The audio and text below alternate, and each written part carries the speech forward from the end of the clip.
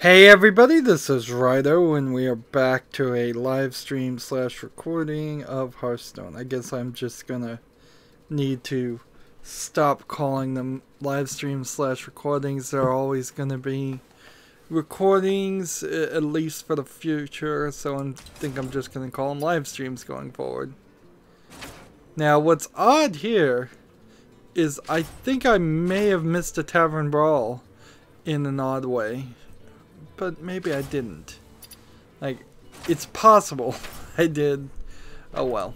Let's trade out something. Win 2 games with Paladin and Priest, or win 2 games with the Mage and Shaman. If I do Paladin and Priest, I'm just gonna end up doing my Murloc deck again, so let's trade that out. Play 20 Death Rattle cards and challenge a friend. So, first things first, let's see if somebody comes on. If somebody is online, I can challenge a friend. Otherwise, I'm gonna have to challenge my own secondary account.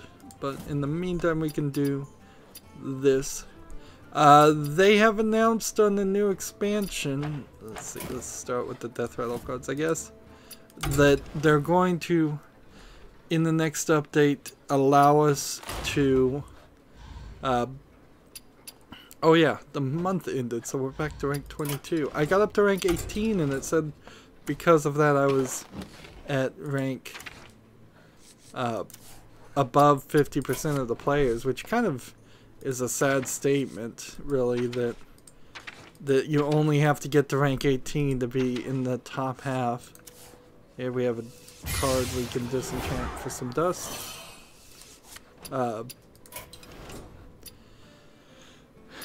So we have to start over. Getting into rank 18 got me a couple of extra stars to start at rank 22, and I think he gave me some dust and a card back, and that's typically I think what you get. I don't have a ton of stuff to talk about.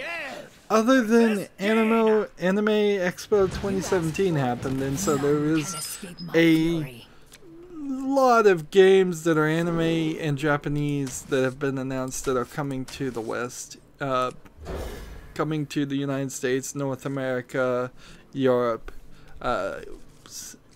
Some of them, I'm sure, might not end up getting released in some countries in Europe. Some of them might not get released in Canada, but the way the Japanese look at it is they say to the West, and that means it'll be in enough countries. It'll at least come to the United States, and then reverse importation from the United States will get you or secondary importation from the United States will get you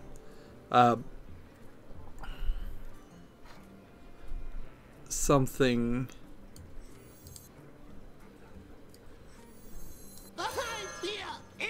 The master hungers. It'll get you something in English. Sorry, I kind of well played. Dozed off there because I'm trying to play the game and focus. It's a little bit early for me. Yeah, but with the new expansion, or they're gonna let us buy wild cards again. So all of the decks that you could only make cards from something along the lines of using dust to make every single card.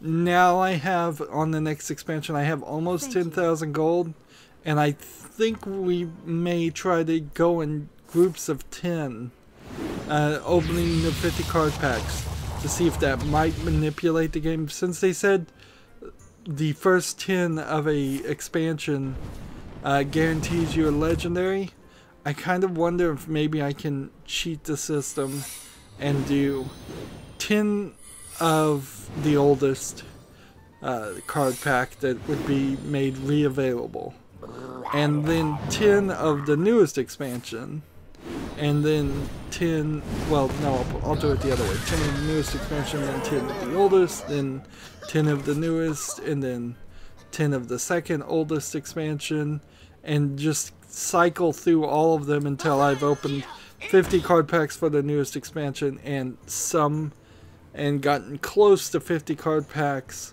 opened of the old expansion. Is mine. Since it is my goal to have a complete collection of wild cards, not complete gold, but just a complete collection, I will see this as a nice opportunity. Hopefully this isn't a temporary thing, but I wouldn't be surprised if it is, if it quickly becomes a case of every year they let you buy those cards again, the wild packs again, but then it goes away again. Even if we knew it consistently that was the case, then I could save up every year for that to try to catch up.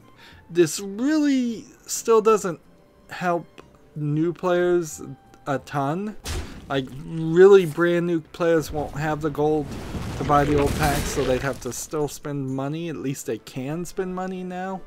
I guess right now, old players that want old cards would have to spend an incredible amount of money making the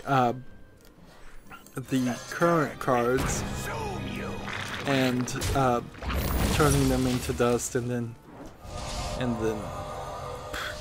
crafting with that dust. Yeah, it would be potentially thousands and thousands of dollars for a new player trying to get a complete collection right now. At the very least, that gets it down to maybe you'd only spend a couple $100 buying new packs if you were a brand new player. Let's see.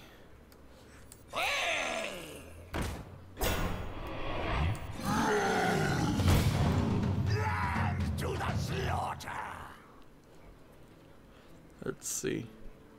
How much damage is this gonna do? Job done. Well played. I'm about to lose, but that's fine.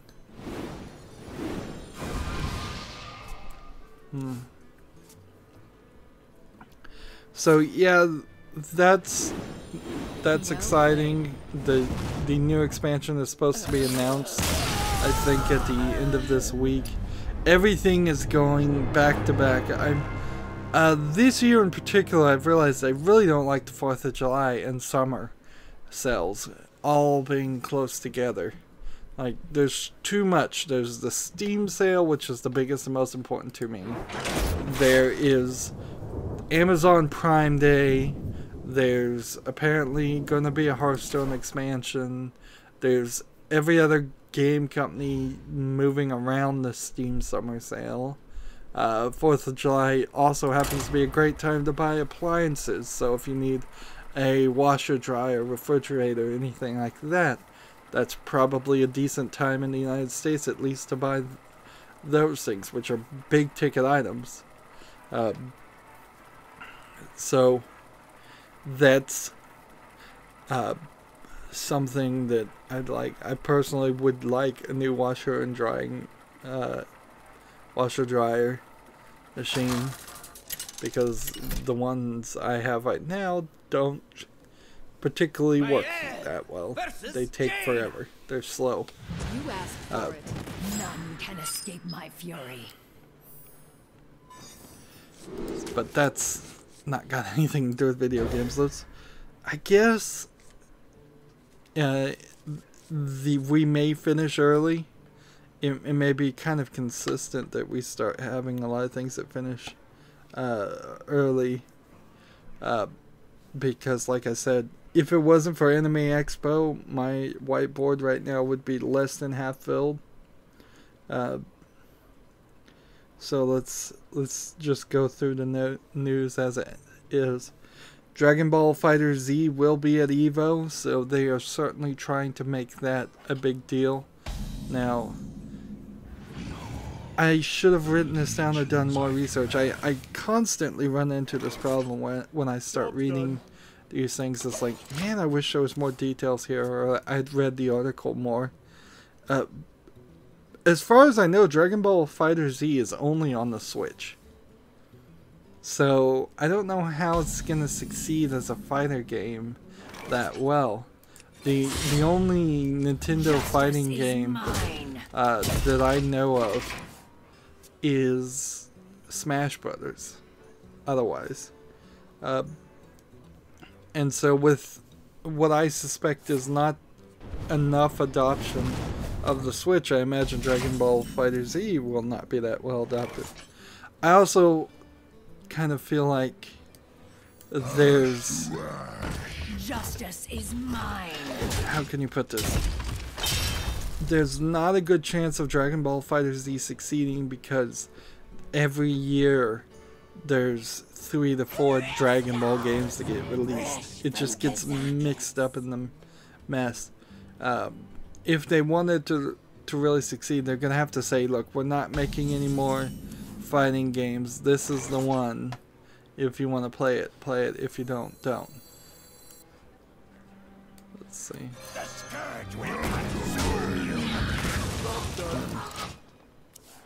Tron 2.0 has been updated for Windows 10. So if you want to play that Disney game, which I think wasn't completely terrible, but not amazingly great, then at least now it's Windows 10 compatible. It's nice to see Disney trying to keep some of their games playable.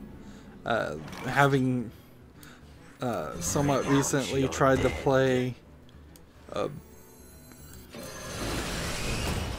I tried to play Pirates of the Caribbean, and that game just was unplayably bad.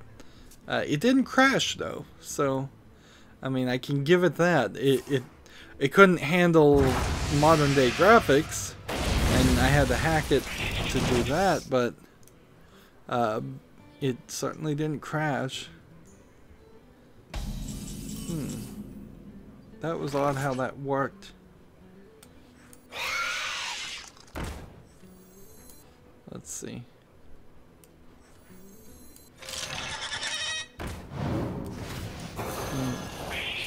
So yeah, that's something to be interested in. I own that game. If I can ever get around to playing kids games on my kids time slot, that would be nice.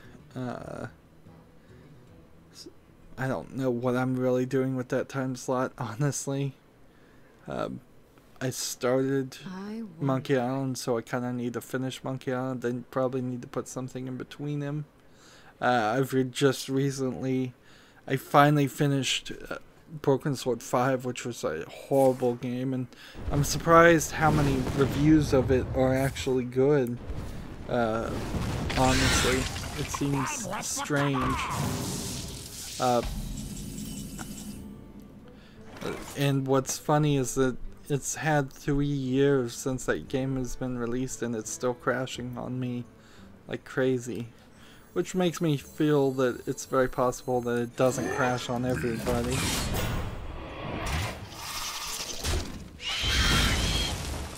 Now if this guy dies, which he will, all of these characters aren't gonna matter. Justice is mine. So, having finished Broken Sword, now I'm starting to play Life is Strange. As I was doing research for Life is Strange, they talked about how the writing was a little rough and there was a lot of use of teenage slang in it.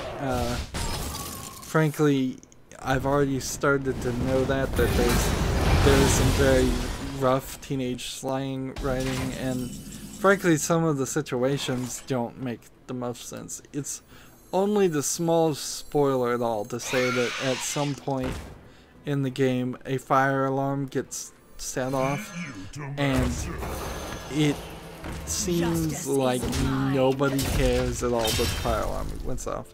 Unlike a real school, if a fire alarm went out, you would have to go outside the building and line up and be accounted for and have the fire department come check it. They don't care.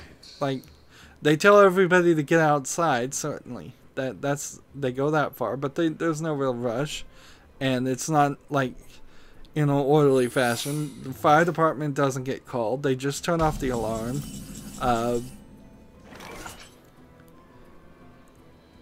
Let's Let's see. Deal 3 damage to all minions.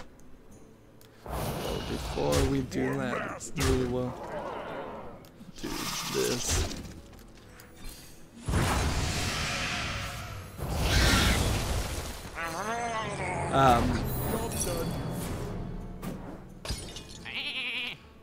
All of the when you get outside from the fire alarm, all of the students are just kind of meandering around the front yard of the thing, hanging out, kind of like the school has been dismissed. Not that school has been interrupted by a fire alarm. Now maybe I missed something there, and this was the last class of the day, and they just didn't tell me that.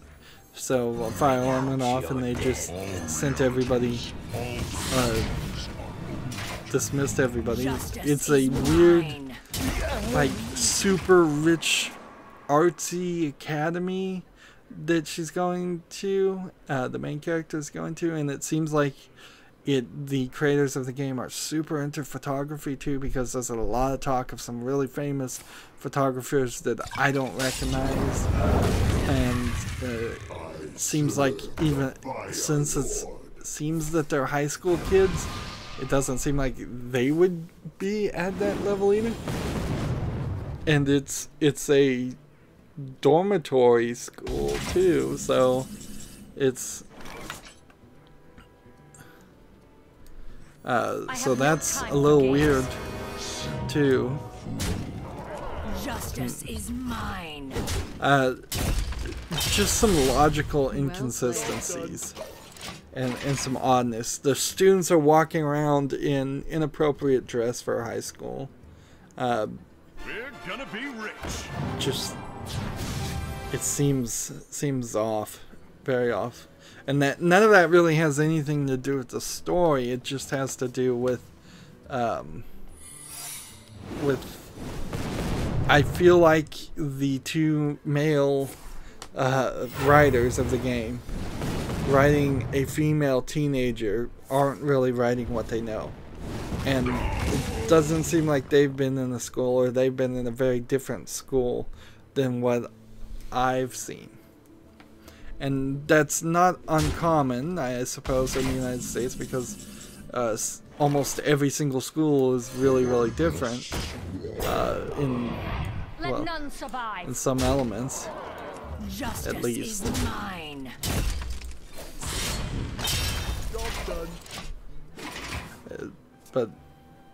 But yeah, going through this game, also it has another slight spoiler, a time manipulation element that they have worked really well to get working in a good way. There's a way to skip forward and skip back to right to the points of decision. Sometimes it skips to a point of decision and doesn't give you an indication of what the decision actually is. So you might have press this button to say yes, press this button to say no, and you have to think, wait a minute, what was the question, because it's not on the screen. But even bending over backwards to make that element of the game excellent, there's still very much an issue of it being kind of tedious if you're going to play it OCD like I probably am, where you go and see every single response. Clearly that's the goal of this game, is to get every response going. Let none survive.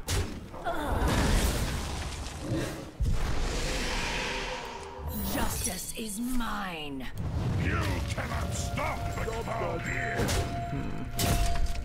You gotta lose here too. So yeah, while I'm playing with the time manipulation game, it's taken me a lot longer to go through a story that would have taken a lot less if somebody just committed to their decisions and stuck with them. But the game, kind of like Until Dawn and kind of how Telltale games lie about it, says this decision will have consequences, and so that makes you want to rewind it. And the system I think it might be slightly broken because as soon as you leave an area, your decisions are locked in. So you're given the ability to second guess yourself only as far as until you can no longer second guess yourself.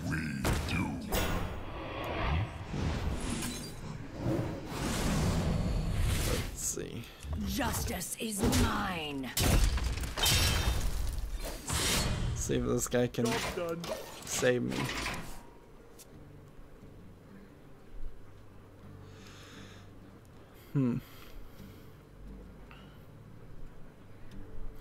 Now, he can either silence or kill this guy, or Might of Dalaran has arrived. or kill this guy this way.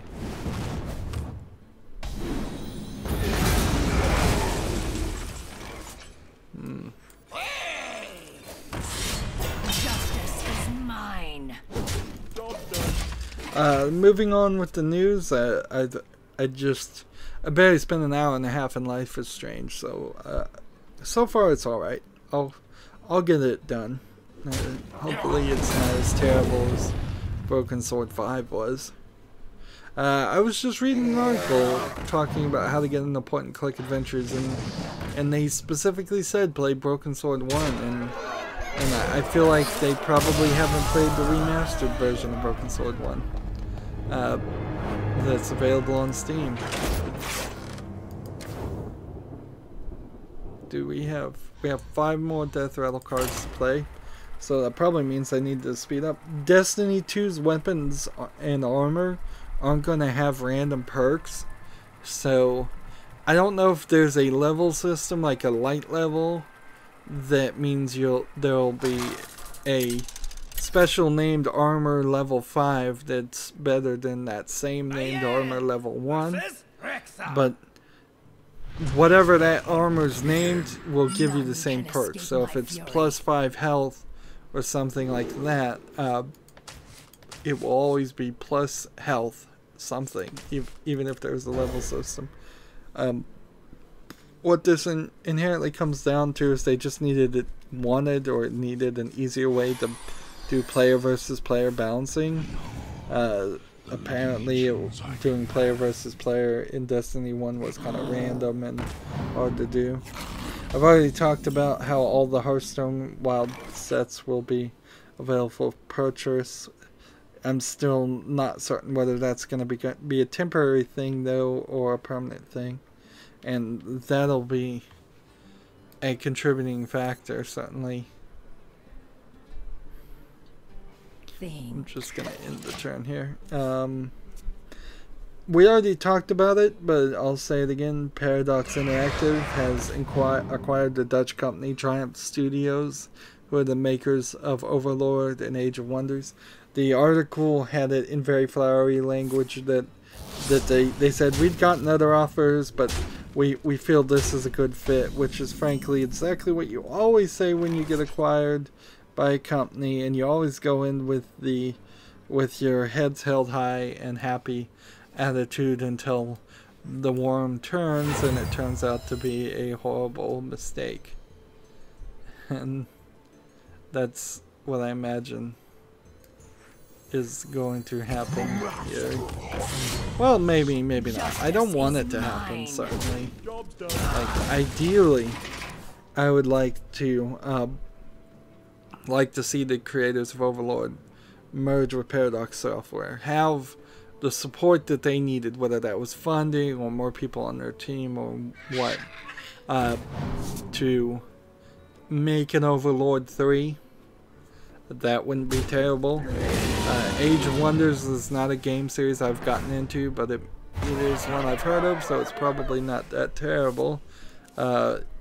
If it's going against Age of Empires and Microsoft, they might certainly be in trouble then, because Bill Gates allegedly himself told whoever's in charge of Microsoft now that they need to get back and do something with Age of Wonders, and so they're going to get that remastered version. Moving on, I had hoped to never say this name again, but he's back. Frankly, he said he was never gone, but the Oculus Rift creator Palmer Luckey, and then I have in parentheses UGG, has Patreoned $2,000 a month to a program called Cross VR, which is going to allow, which is working to make things for the Oculus Rift also work on the HTC Vive. So it's important to remember Palmer Luckey is a major player in ZeniMax suing Oculus Rift because I think he worked for the company that one of the companies ZeniMax owned. ZeniMax just won a big lawsuit. Apparently he lied in some of the things he told Oculus Rift, or at least Oculus Rift feels like that was the case. So they kept him on the payroll until that first lawsuit decision, and then they fired him.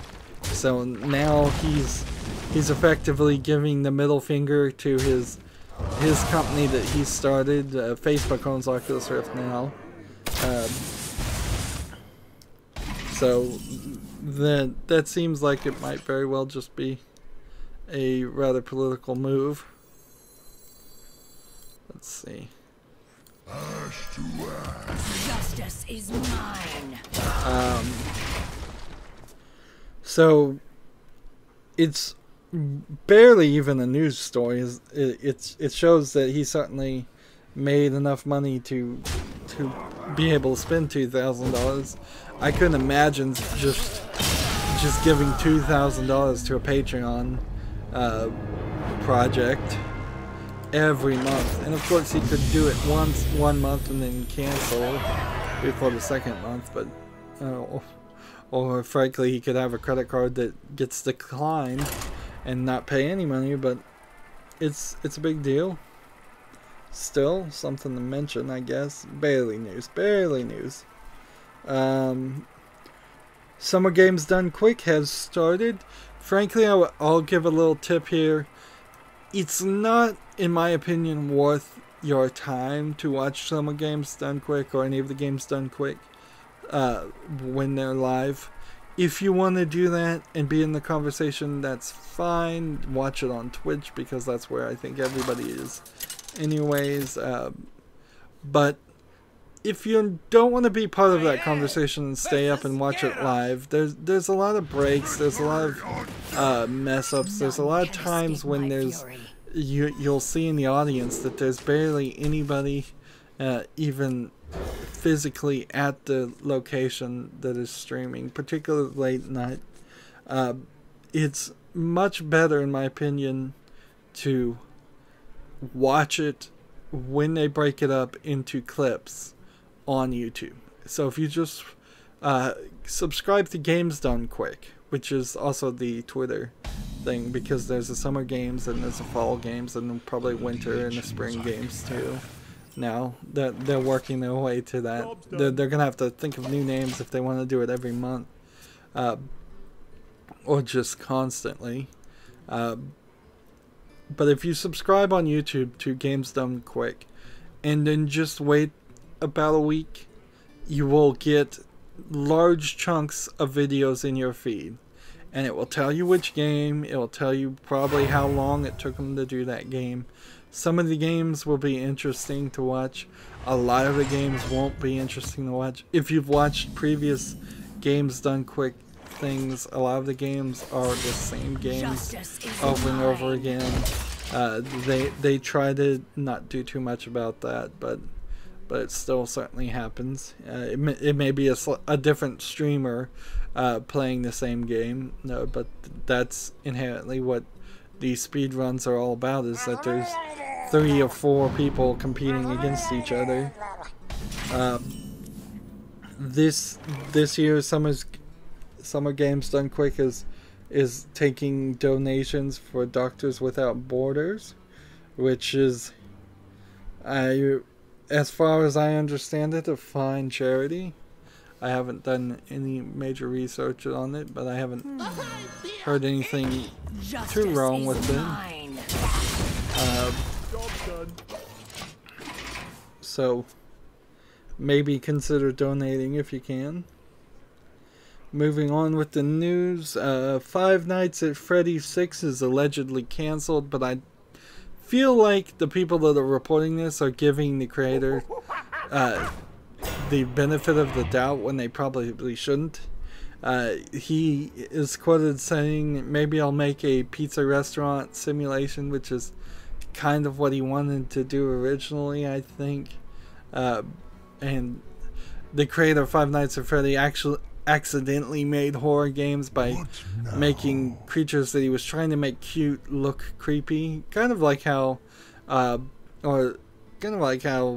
the real world there's a pizza restaurant in the United States that had these creepy pneumatic characters that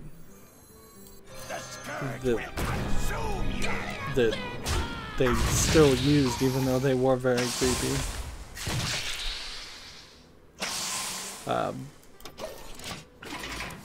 So according to the creator, the game was canceled.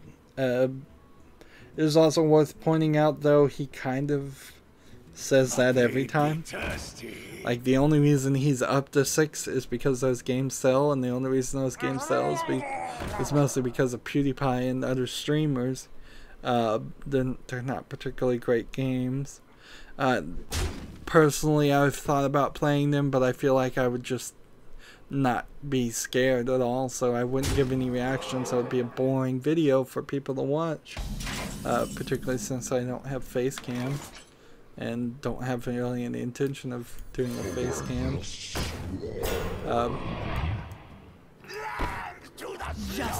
So maybe it really is canceled, maybe it isn't. I wouldn't immediately believe what he's saying, but we'll see. We'll see if Five Nights at Freddy's gets announced and released. It was supposed to be released pretty soon, so if it comes out in a couple of weeks, people will be surprised about that. Apparently, StarCraft Remastered had to be made from scratch because they were missing the source code, which means that StarCraft Remastered will play differently. As best as their effort is, there's going to be some little line of code that does something slightly different. But that doesn't mean too much because it probably will play better, frankly. I think StarCraft is 20 to 25 years old now. Maybe I'm exaggerating. Maybe it's only 10 years old, but in that time, programming standards and the programs you can use to program have improved drastically. So just better computers and computer powered computer programming standards will probably make this game run better. Let's see. Death Rattle gives minions +1. Death Rattle do this.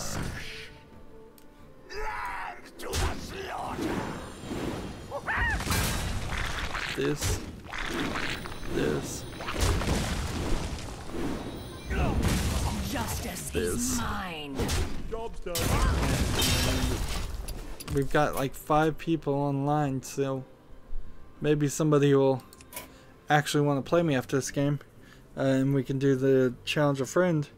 There's a couple of Skyrim mods. You can see I'm starting to run out of actual news until we get to Anime Expo 2017. Somebody made a mod that gives the courier a home, which is slightly useful because it did feel like there were times when I would expect the courier to have given me something in that game, a few cases, and it didn't happen. But also, that probably just means that the game was not going to ever give me a response, or give me what I thought it was going to give me. Let's see, how can we succeed here? Oh, we can't. Geralt, you are not fit to rule the Horde. Melt away. Oh, nope. I messed up. I should have done this.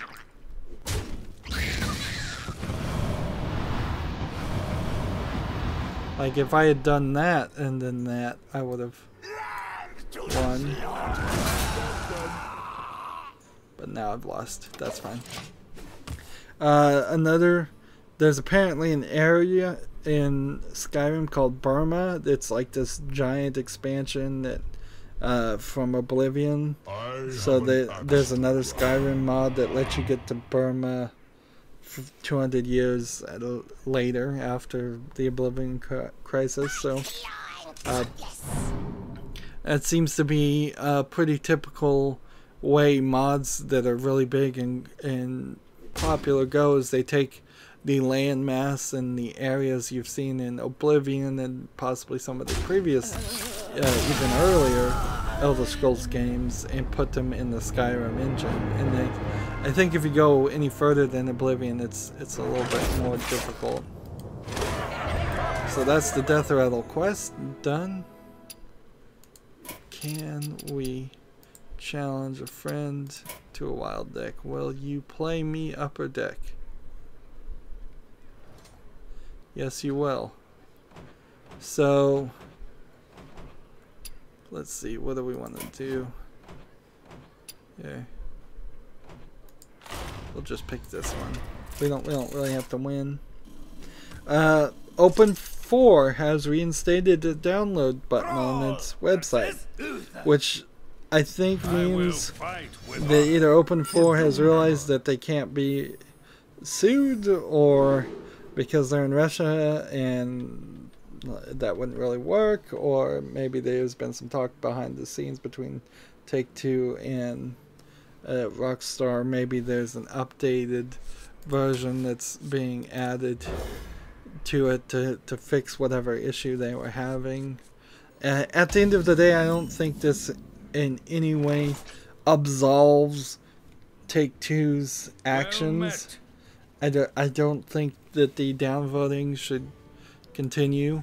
There's some other reasons. While Rockstar and Take-Two doing a cease and desist to Open4 may have been the trigger, there's other reasons to realize that those games aren't that good. Like, even GTA 5 is a little greedy, and it's not as good as I would want it to be. Oops, I shouldn't have played this way. That was a mistake. Almost enraged the guy. So I don't want to encourage people one way or the other, but personally I think if you were angry and you were downvoting Take-Two, Take-Two hasn't come out and apologized. They haven't said anything really different. And for that reason, I feel like you should just keep the pressure up. In the end, I think it's going to help. It would help the industry more for Take-Two and Rockstar to completely fail and have to go out of business, and their properties go into a different company that would actually do something with them, than for them to try to learn this lesson, or for the end user to assume that they've learned a lesson that it doesn't seem like they really have. It feels a lot like Take-Two and Rockstar are sorry they got caught, not sorry that they did it. Talk about a nice suit. And that was a similar way I felt with Revolution Software and Broken Sword 5, is that it feels like they did a very bad job, and they are incapable of making a good point-and-click adventure game these days. So I would prefer for their company to, sad to say, I'd just prefer them to go out of business and somebody else acquire the license to the Broken Sword series and try to do a reboot and try to write a story. The worst part of Broken Sword 5 is that at the very end they try to hint that Nico and George Stobart will finally get together and have a romance, and then it doesn't happen. It's just like, nope, it's never gonna happen. We can't write romance, so it's not within our ability to give the audience what has been teased for 4 or 5 games.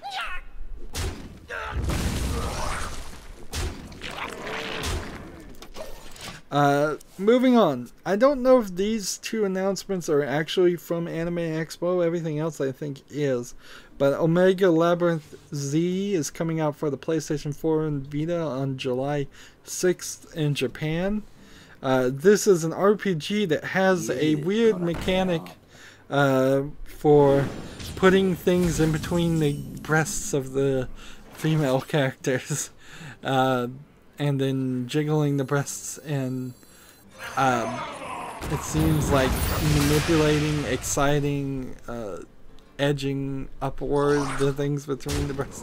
I don't know how to really describe this so much. There's probably a Japanese word for it, but I guess there is. Do you hear its call? There is a English phrase that you would use that it would involve a boob and then the F word mechanic, I suppose, would be the closest Back to your one.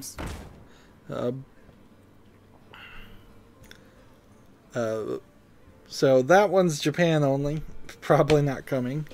And then Dragon Quest XI Search for the Departed Time is coming out for PlayStation 4, 3DS, July 28th in Japan, and it's coming out for Switch, but they don't have a time.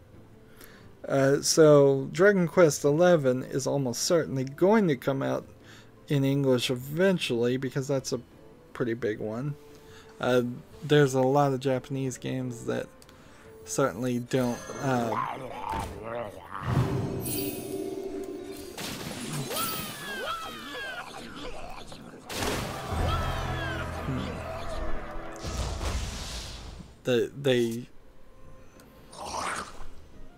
what was I? There's a lot of cheap RPGs that are made. Kind of like how RPG Maker on Steam happens a lot. There's a lot of Japanese RPG games that are slightly better than even RPG Maker games, but then they put in the sexual aspect that would probably want to be censored out to sell better in the United States. Moving on to Anime Expo 2017, though, we have Knights of Azure 2 is coming to the PlayStation 4, the Switch PC on October 24th. Now, this is mostly all North America, so Europe may have to wait a few days for some of these. Europe may not get some of these. It is also worth pointing out, besides the Knights of Azure and Dragon Quest, none of the other games that have been announced at Anime Expo 2017 are coming out for the Switch. Or at least they've been more announced to come out for the Switch. Which is to show that the Switch is not getting enough adoption in Japan, which means the Switch is dangerously close to being cancelled, because I'm sure Nintendo of Japan doesn't really care that much if it's making profit outside of Japan as much as it cares about profit inside of Japan, and that's kind of how they've always been. Let's just keep playing consistently here. Let's see, give a friendly Murloc 1+1.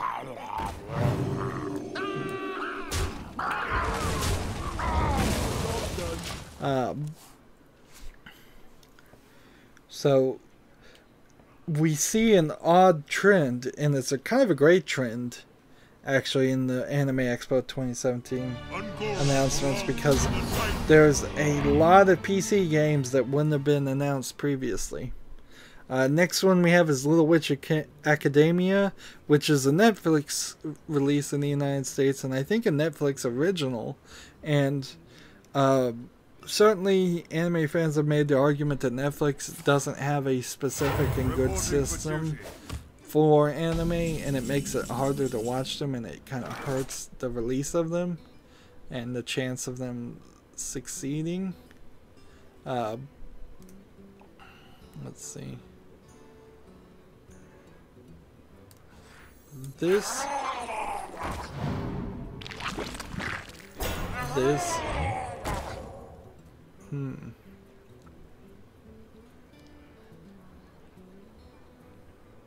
I don't have enough mana. Can't play that one.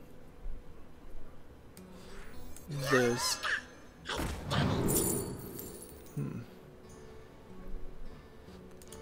This. Let's see what we've got here.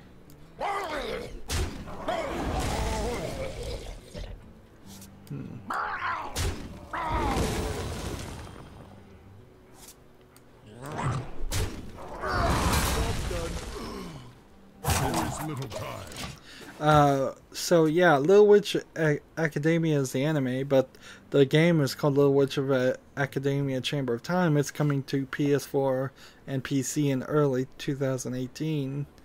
So PS4, unsurprising, PlayStation has been the world of anime games for pretty much ever.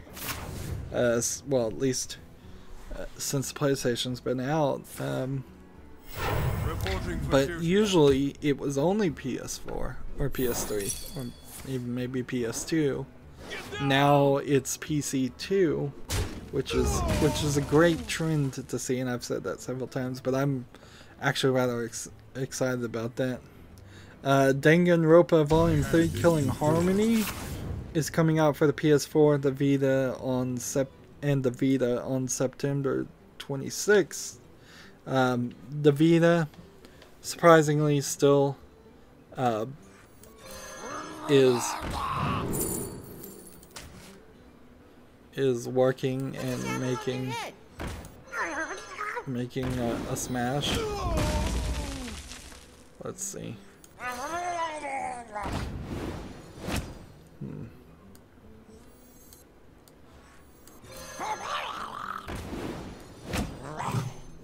Give that minion a turn to get ready.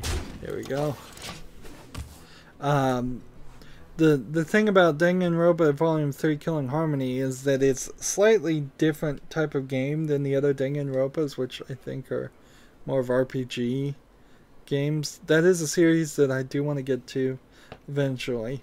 The next game, Ys, which is Y''S, or just YS Volume 8, Lacrimosa of Dana, I think is what that says, is coming to PS4, Vita, and PC on September 12th. A lot of these are coming out in a month or two. There really hasn't been a lot of setup for them, which is a little odd. Well, let's see. This. If I could just get one more Murloc on my field.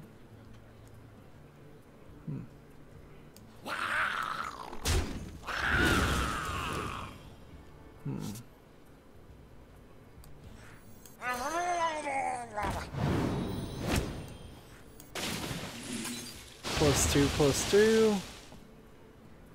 Let's see. How do we want to do this? Let's do that. And then we'll play that. And do that. There is little time.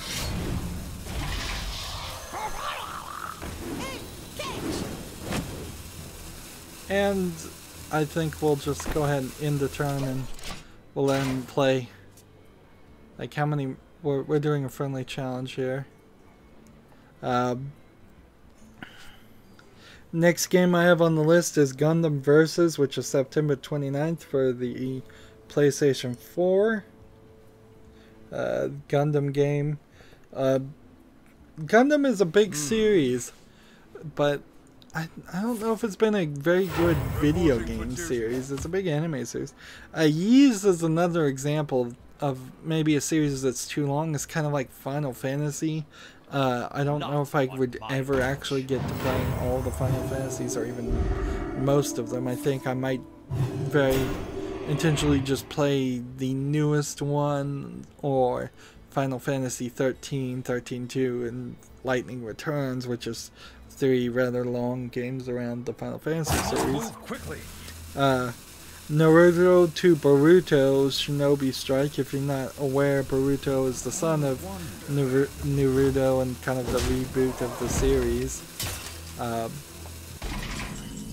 That's coming out for the PlayStation 4, the Xbox, and the PC, and if I can read my own handwriting, sometime in 2018.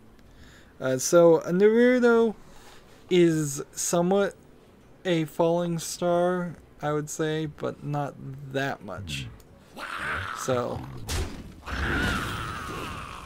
I still feel there's a decent chance that people would want to go see that and want to play that game.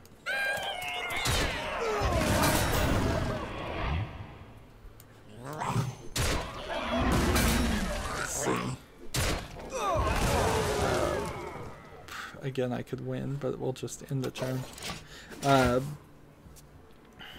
So yeah, that'll probably still sell. I don't know what the biggest things are. Loki's on the chat saying hi, Rydo. Hi, Loki. We've still got a few challenges to do if you want to hop on and play. I'm almost completely done with the news here. I'm talking about Anime Expo 2017's announcements. A lot of anime games coming to PC and the West. The next game is a new anime called Drive Girls, which are girls that turn into cars. I've seen a few videos of it. It's weird looking. I think it's gonna have some niche appeal, but probably not sell that well as a video game. It's just coming to Vita August 11th in North America. I imagine of the series that they try to sell games of, that's probably going to be one of the worst ones. The next one is another one that probably won't sell that well because it's only for the 3DS and PC. It's called Creeping Terror, and it's coming in the fall of 2017. It's probably one of those Japanese horror games. Let's see. We're going to take out everybody here that I think we can. So let's do this. And then do this. And then this. And then this.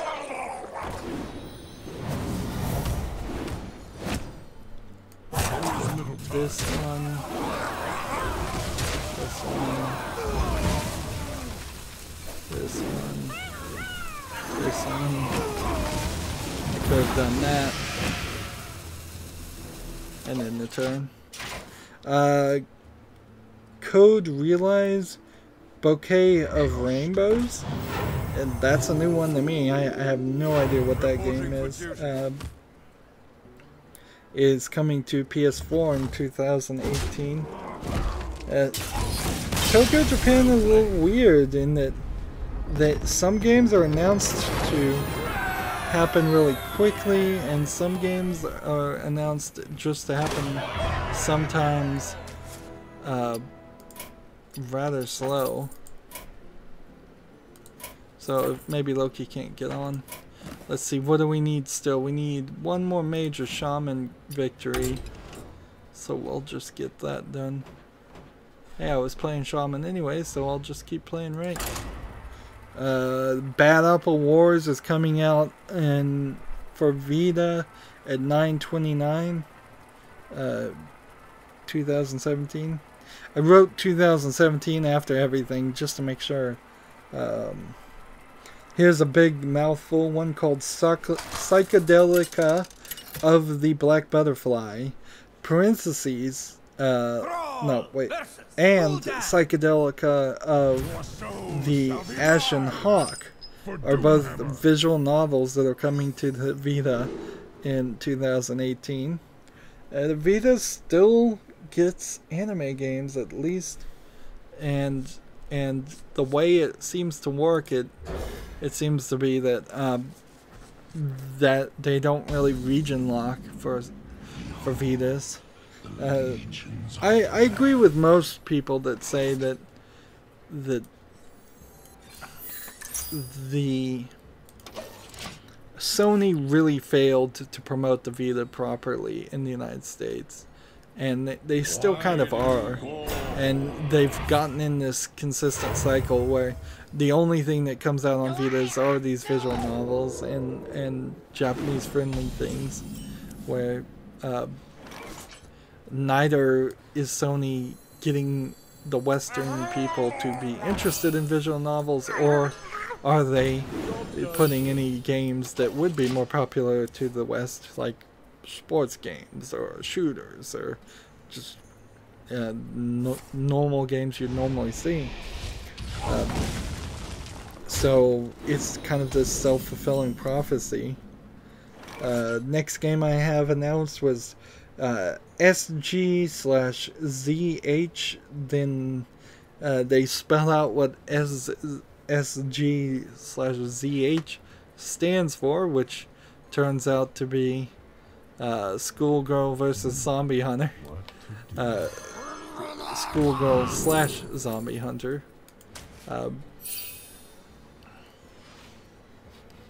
So that's coming out for the PS4 in late 2017.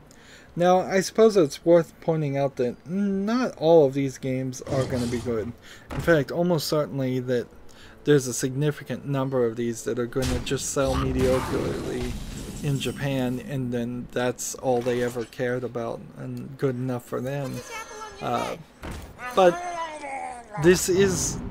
Anime Expo certainly feels like the Japanese equivalent of an E3, and it certainly also explains why at E3 we didn't really get any of those more anime style video games.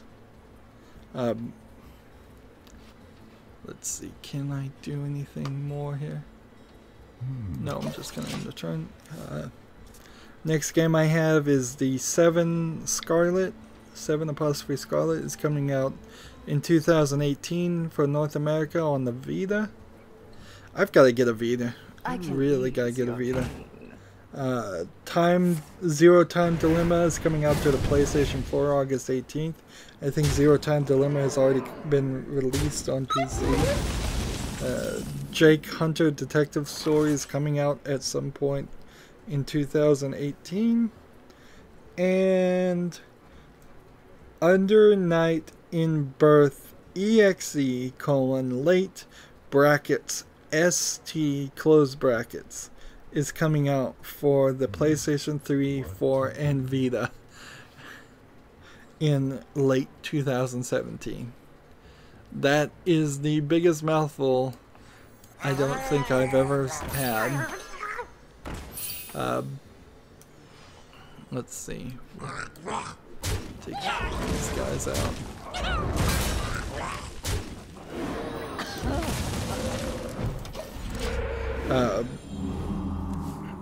And that is all I have for news.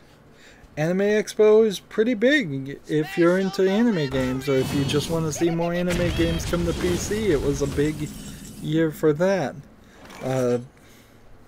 Now, does that really change too much? Not really. It probably just helps Sega continue on its path that it's doing right now, which is to release its previous lineup on PC in good form.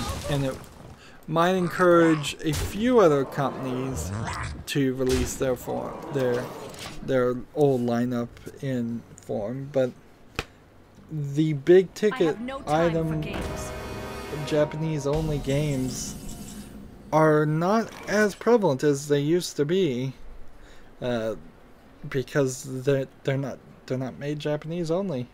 There's more consideration for a global perspective. There's more appeal. There's wider releases at the beginning of the day. So, I wonder. Something like Nier Automata is a perfect example of that. Where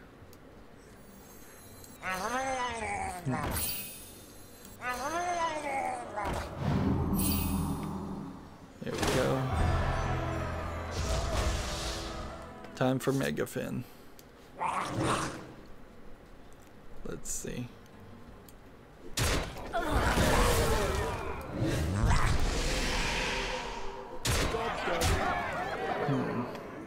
is little time. So yeah. And I guess today we'll just go for another stream.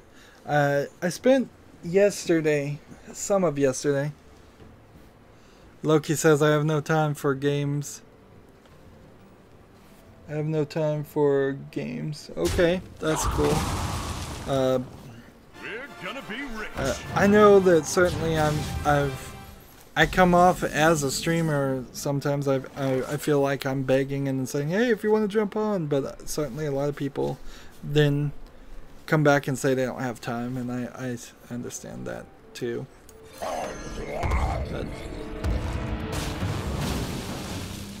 But I'm still trying to really figure out the best way to engage with an audience and not feel like I'm come off as if I'm just desperate to get them to play with me. Particularly on Hearthstone, because I'm not that focused on it. But if people don't have time to play, that's fine. If people can just pop in for a moment and say hi, that's fine. I appreciate that too. Let's see. Let's see, we're done with the daily quests.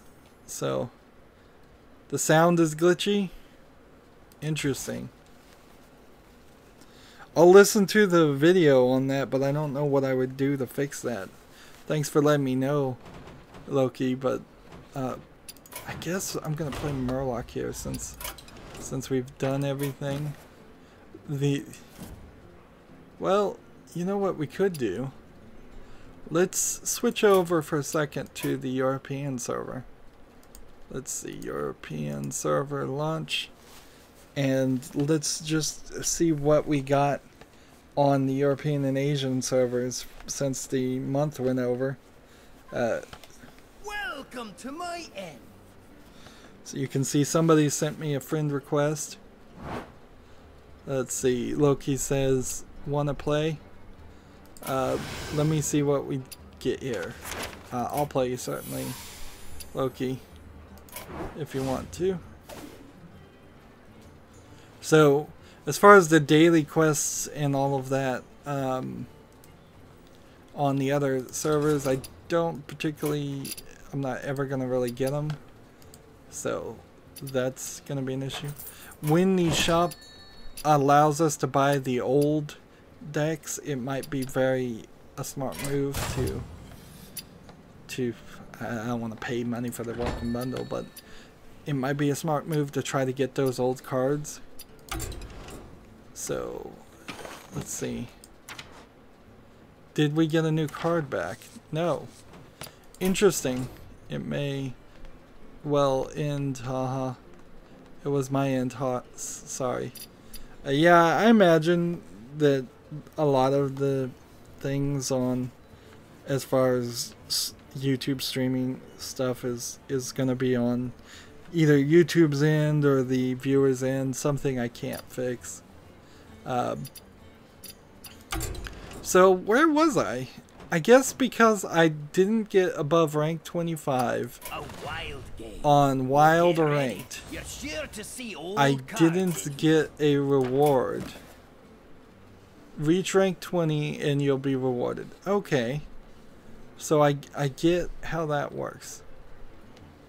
Yeah, let's see. Let's trade this out while we're here. Let's go see the Asian account and then I'll switch over and play Loki. I guess the Asian account is gonna be the same, but it's worth looking here and seeing if any of the Asian account really wants to friend me, because there was one friend there and I don't want to. So I did reach the rank 24, and that gives me just one bonus star. And then it sends me back to 25. Yeah, that sucks. So, if I was gonna try to get those bonus card backs, which you can never recover, there's kind of nothing you can do. Yeah, that's not a good setup. I wish Binbrode would merge all of these servers. And how hard would it be, even like if people did have legendaries on the Asian account and the European account and all that, just merge all those cards together and let the players figure it out. Let's see. Let's see, Wild Duel. So the only goal I really have left, I suppose, is I'm gonna play this deck again. Just getting up and ranked. I'd like to make it to rank 18. But that's about it. Loki, you were right. I finally got that cord, and it was a DisplayPort cord. So I did want to come back and say yes, the 4 plugs on the back of my GTX 970 are for our DisplayPort cords. Oddly, it seems like using the DVI connectors allows my monitors to get a higher refresh rate than using the DisplayPort cords, but that's probably not true. I probably just don't have something set up right. And see, I have this weird feeling, like I have this weird thought that I shouldn't announce. Is I would like to talk to Loki like a friend and say, what are you doing and what's happening in your life? How's it going? But as a streamer, I know that he shouldn't respond to any of that, because it will give it'll give information, and he'll be doxing himself and taking away from his own privacy. But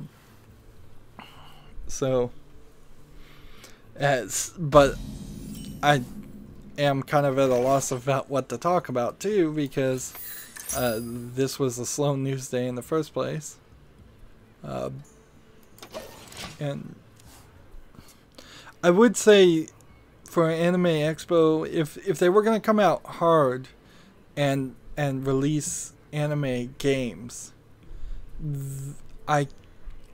being an older anime fan, some of the really, really old things that nobody remembers in Japan, I would like to see some of those games come out. Like, they did just announce that FLCL is going to have a season 2 and season 3 come out on Toonami, and I'm not that interested in it because I feel like it's going to be a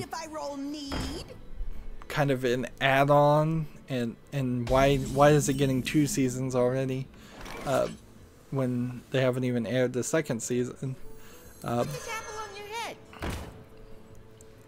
But so I'm kind of curmudgeon-y, if that's the word, to say like I don't want them to add something to the two good series that ended well. FLCL, I think, ended perfectly. And frankly, if they added more episodes in the middle of it, it maybe would have been good. It maybe wouldn't have been good. So I have no idea what they're gonna do with the season 2. But then going back to it, if they were going to make a video game based on like Neon Genesis Evangelion, it probably wouldn't be that good. It'd probably be something like a visual novel, because there's a lot of talking in that show. You might be able to do, I'm looking at on my shelves here, something like Outlaw Star that was more popular in the West and have more missions there. And I imagine similar ways you could do something like Bleach or Dragon Ball Z. Some of those shows that went on forever make for easy video game comparisons. But once you get away from the fighting things and you have to go into the story things, I don't know what kind of game you really make that is interesting. Frankly, you could take half of the cheap and lazily made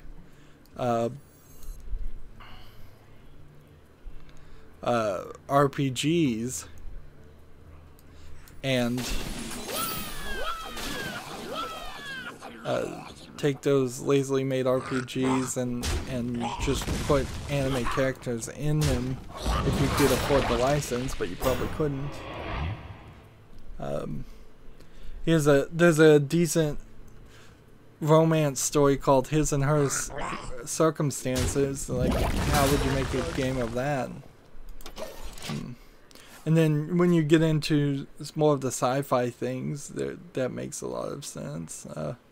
Armitage the Third and would be a pretty easy game to convert. Cardcaptor Sakura, since it's so episodic, might be an easy one to make.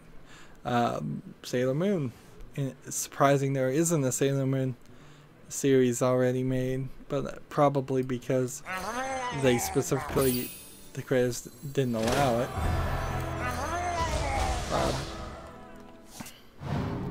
So if they were going to go hard with PC, and if they were going to go hard with anime games, there's a lot of older ones that would catch my attention more than probably new people's attention, where like Naruto to Boruto means nothing to me, but I imagine to their target audience of teenagers, it might mean something. Also, I'm a little surprised there's not earlier kid shows like Yokai Watch. I would have kind of expected 5 of those. 5 different Yokai Watches coming out at the same time. That is another thing that I've seen before, is that they usually flood the market with let's see.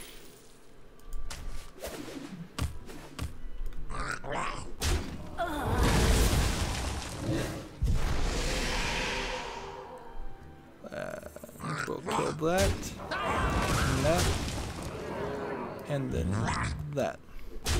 And then end of turn.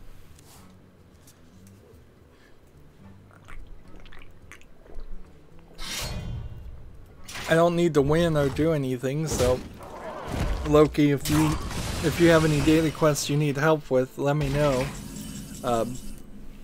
Otherwise, we'll maybe do one more game and just wrap up, unless you don't even have time for that.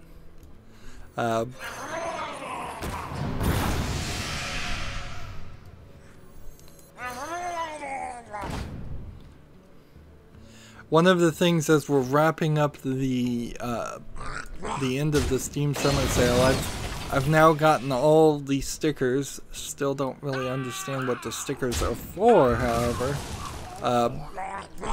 And when you get all of the stickers per page, you can use up to 50 of the other stickers from the other pages. But I've got the whole sticker book filled out, and I don't know what it's for.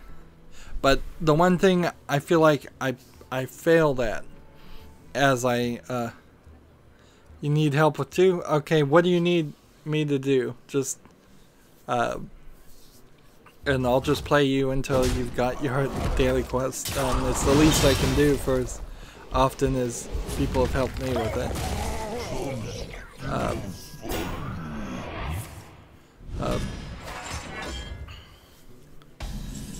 I should have gone in the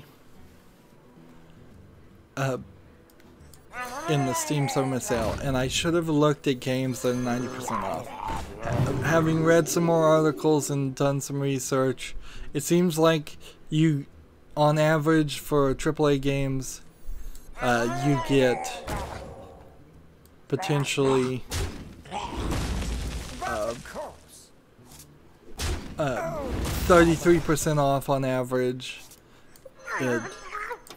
on games after 3 months, AAA games.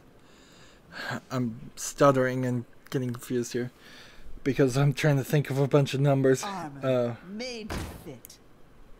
Let's see, I need to play with 50 of Priest and 50 of Warrior. Okay, and so you're playing Warrior cards now, so I'll just keep you alive until you run out of cards, and we can do that, and I'll keep your field down, and then we'll play again on the Priest. Yes.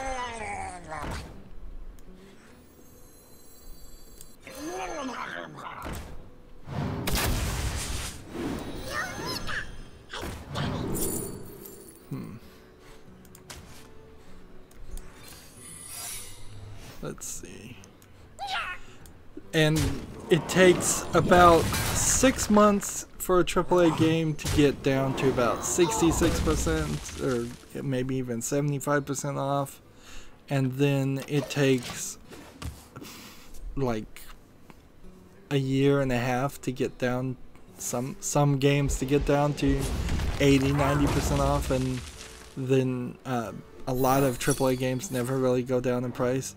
Rockstar in particular, a good example of a company that doesn't really lower the prices on its games ever. Some games from other companies have been on Steam and never been on much of a sale, if any sale at all.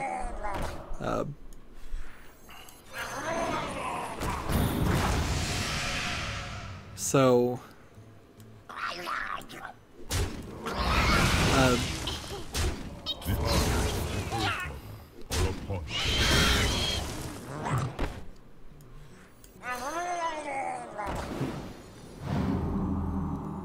let's see.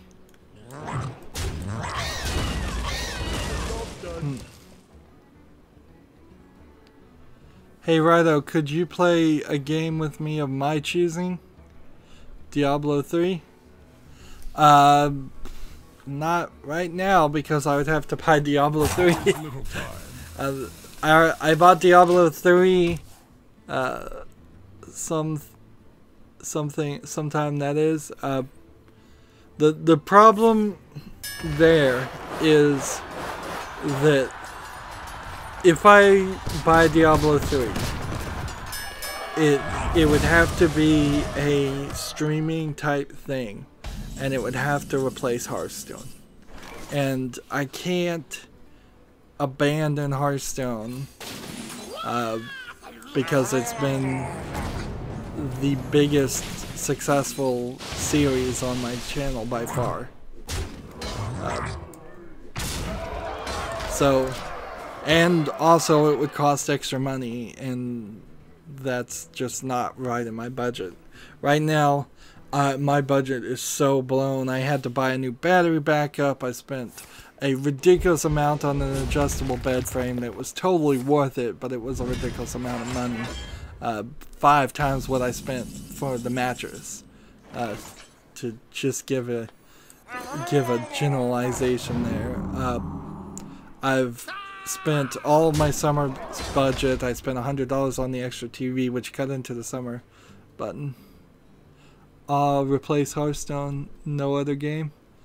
All my other games, the problem is they get replaced every month. They're all pre-recorded things. I know a lot about Diablo 3 news and stuff.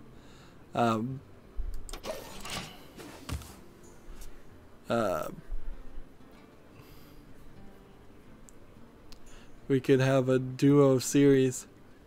Yeah, and that's like something YouTube has told me to do, is collab and do a lot of that, but I don't ever have the schedule to do it.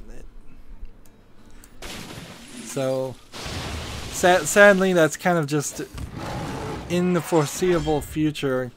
I think I wouldn't be able to do that anytime soon. But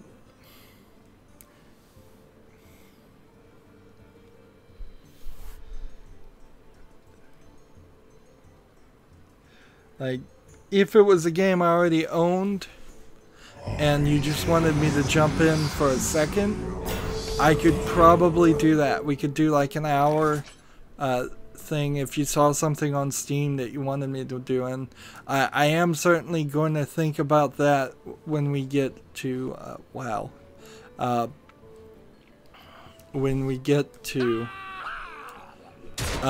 Borderlands 2. I'll want to play all of Borderlands 2 and all the DLC once through, but after that point, if people wanted to play me, I think we could probably once a month have a special second there. I'm so bad at following schedules and getting things out on time, though it's really not my forte. That I'm not sure I could ever get it. Let's see. Loki says they just released the Necro class. Yeah. Well, it's the budgeting, and more than anything else. I bought, and frankly, specifically on Diablo 3, I bought that from Xbox 360, and I didn't even finish it. So, from my perspective, if I was to buy Diablo 3 here, I would want to do a pre-recorded series in which I play all the way through, and all the way through the main game, which I don't think I can even guarantee I would actually get all the way through the main game, and then I would want to play, so it would be like a year later.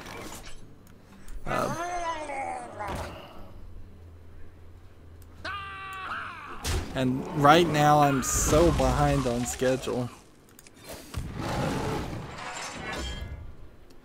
It's probably also not the best idea as a streamer who's has ambition of having hundreds of thousands of subscribers. It's probably not the best precedent to set to play with people on the games they pick, because then I would be deluged every stream by hundreds of people.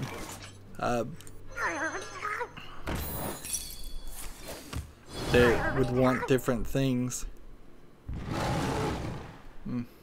And then how could I filter out if I became a super popular streamer, how could I filter out people that are trying to promote their own game and get free advertising? And when people say, hey, try this new game out.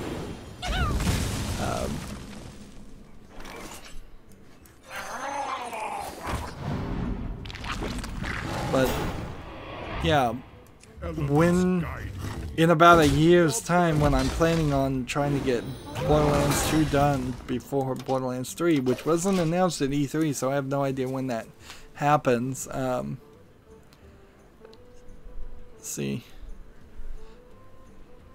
see. Yeah, Loki, but I'm different because we'd be collaborating. Yeah. Unfortunately, though, there's nothing stopping anybody from making a YouTube channel, so half of the people that would be asking me to stream things could say we'll be collaborating. Like, if you're streaming, if you were streaming Diablo 3 right now, I could give you a shout out. I'd say people go check out Loki Cat's website. He's been a very popular, a very faithful fan of mine. If you can put a link, well, I don't even think we have to put a link. Let me see. Can I just click on your name and get to your YouTube page? Nope. If you want to put a link to your channel, I'll see if I can improve that and make sure it shows up in the chat. But yeah, even if it was PewDiePie, the biggest YouTuber in the world, that said, hey, play Diablo 3 with me right now, I would give him the exact same response. It's just like, I don't have the time to do the setup that I feel like I want to do, because my channel is rather weird. Like, I want to do the story element for Diablo 3, so imagine the 30 to 60 hours extra work I'd have to do just to get the story element done, before I even had a character that was even leveled up to probably what your character is. So, yeah, I hate to say no to people, certainly, but I end up having to say it a lot. Hey, catch! Personally, I don't think I'm terrible at saying no to people. I think a lot of other YouTubers do say yes all the time, and then they disappoint people because they give low effort responses or turnout. A lot of famous people say yes to everything, and then don't actually follow through, which is way more irritating. Let's see, how many more cards does he have if I'm almost out?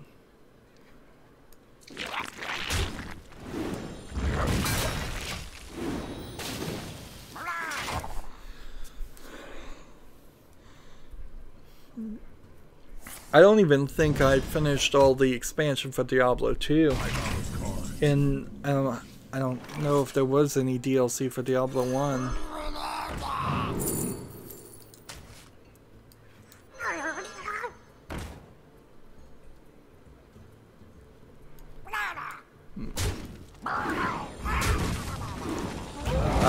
But yeah, I don't think I finished.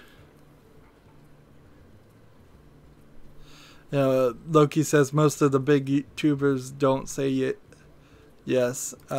Yeah. Well, I imagine they learn that quickly, too. Is if you say yes to one person, you end up having to say yes to everybody. No, I was thinking more like how if how some actors said you can't post a link. Oh, how do I? It must be something that I can't change. Participants, Loki, Cat. Well, let's see.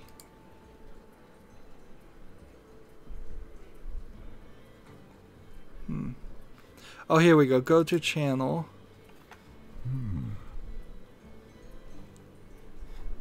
Okay, I've got it. Let me see if I can do it. This is a nice learning experience. So if you click the 3 dots, paste, go. Does that work, Loki? Let's see. Let's look at Loki's channel while I'm playing Hearthstone. Let's see. There is little time.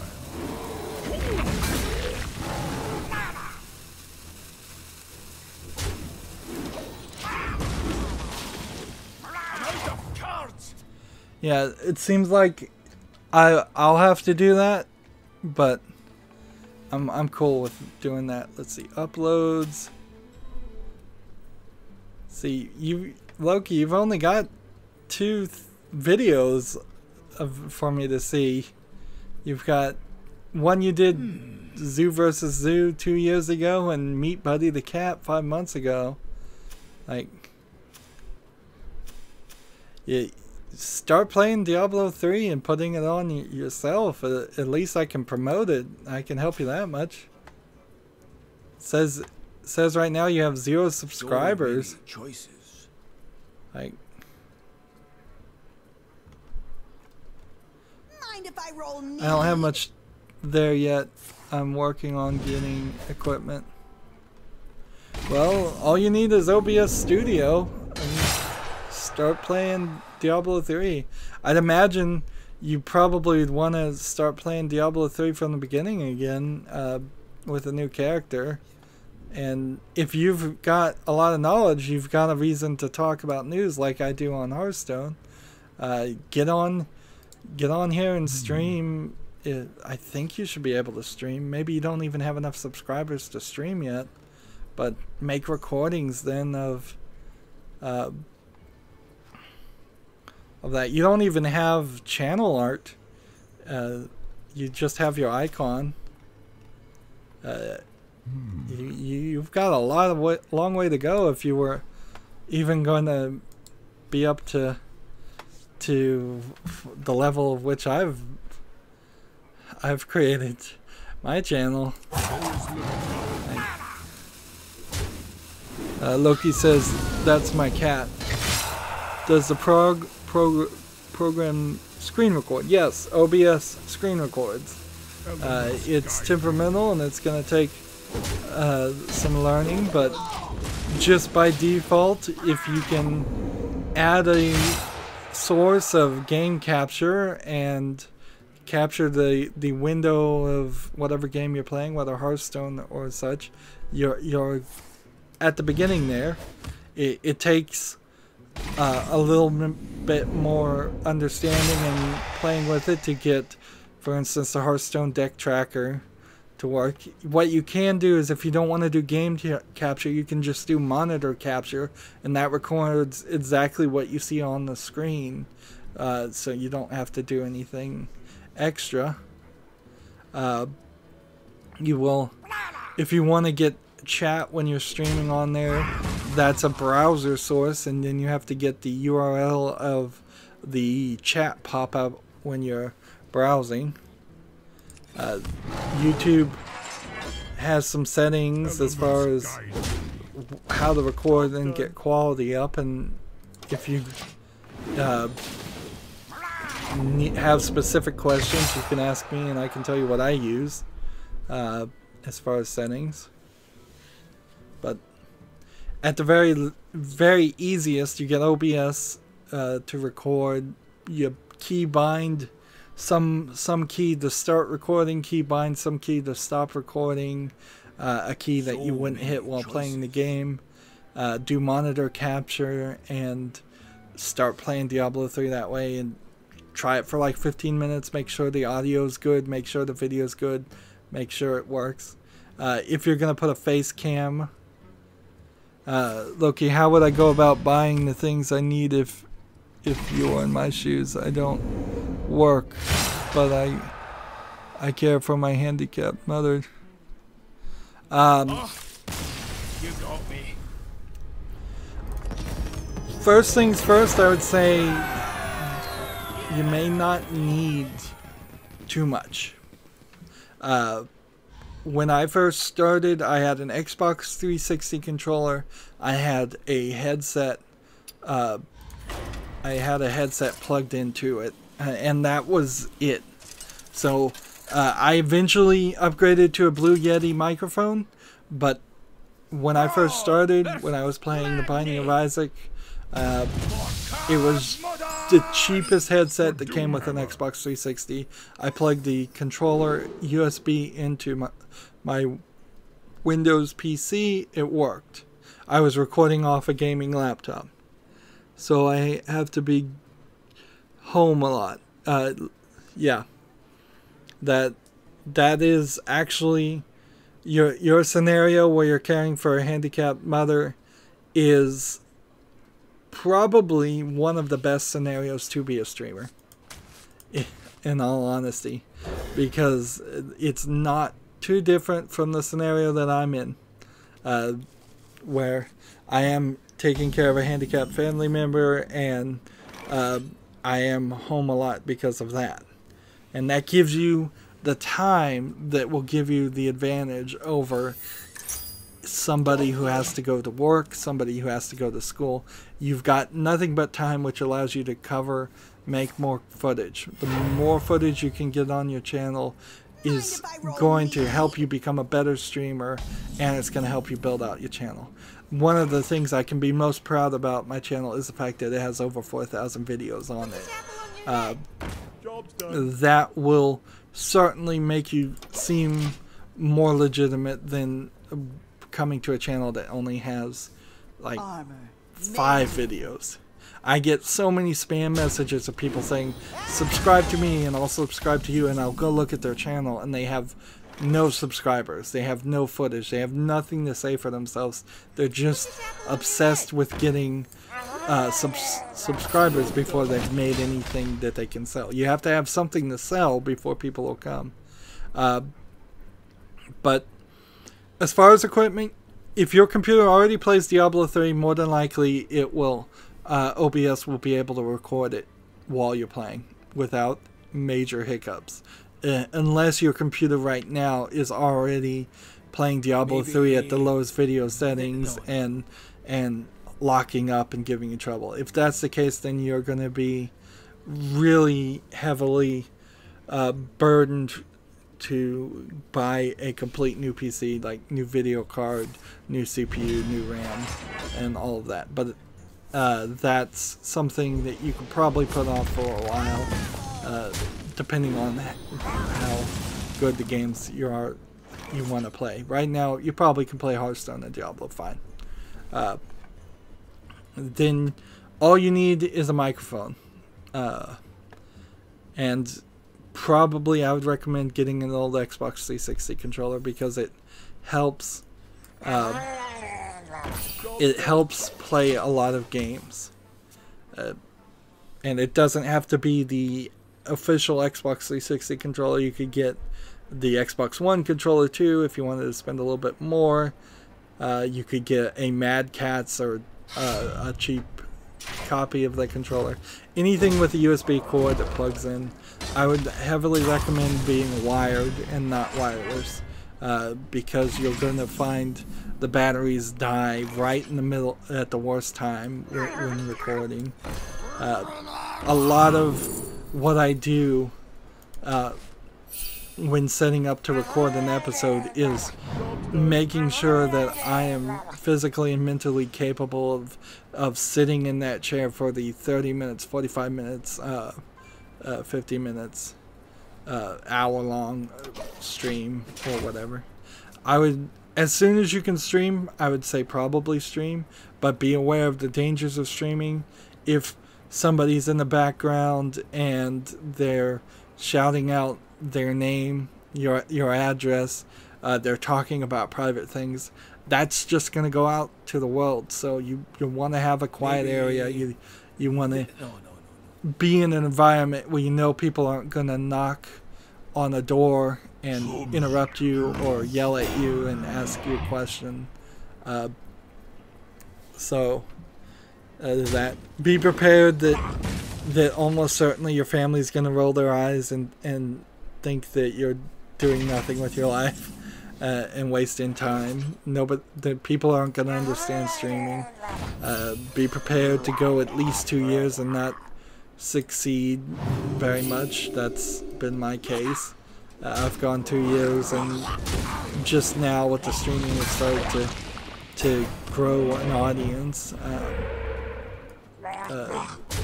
It's only going to get worse the longer you wait on YouTube. So if you ever want to succeed at YouTube, start now. Consider it a hobby more than a job, but treat it like a job. It's going to pay like a hobby in the sense that it won't pay at all, but you want to treat it like a job. Try to be consistent. Try to do better than me when you stream, have consistent days. If you're gonna stream Hearthstone and you can play Hearthstone every 2 days, I'd recommend every Monday, Wednesday, Friday, and then come back on the next Monday and have 3 challenges. That would mean on Mondays you'd have 3 daily quests, and then every Wednesday and Friday you would have just 2. But it would be a very consistent release schedule that I frankly just can't bother to do myself. Don't get hyper ambitious. Trying to do 5 episodes every Monday through Friday like I do on my channel is probably too much. I started streaming just 1 show, went for a week or 2, and then decided to do 2, and then stuck with just Binding of Isaac and FTL for about 3 months. And then eventually I got more games, and I thought, and I started expanding. And so then I got to 3 shows airing, and then I got to 4 shows airing, and then eventually I got to 5. And at a point earlier this year, I even bumped it up to 6 with Honeypot, which was a temporary time slot issue, but it's too much probably to do 5. I'd say probably 3 at max. Try to make your episodes shorter, probably. Not a terrible idea. A lot of people aren't super happy with 30-minute episodes, but for video games in particular, I'm not sure how you fix that. Like, it seems unrealistic to have like thousands of 10-minute episodes of somebody playing. Feel out the game. For instance, Hearthstone, you could break your episodes into 1 game per episode. You could break it up into an hour, or you could break it up into 30 minutes. I've found, since I've gotten ahead, that 45 minutes plus is fine for me. Sometimes, when I originally was doing it, it was about 30 minutes per episode in Hearthstone. Don't be afraid if you've only gone 15 minutes and you've finished a level to just say, well, that's going to be it. Try to get ahead. YouTube has the scheduling ability, so it'd be much better, in my opinion, to have a week or a month or a year even ahead of content ready to come out in case you get sick, in case something happens, in case something happens where you get better opportunities or need to do something different. Don't give up hope. Don't stop watching other YouTubers, because that's important. Follow YouTube to a certain extent, so you know what they find acceptable in general and what they don't. Don't get your channel content copyright claimed into oblivion. Don't get your channel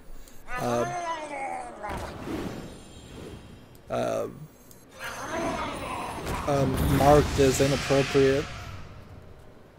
Don't try, I'd say, to play anything at the beginning that is going to require you to do a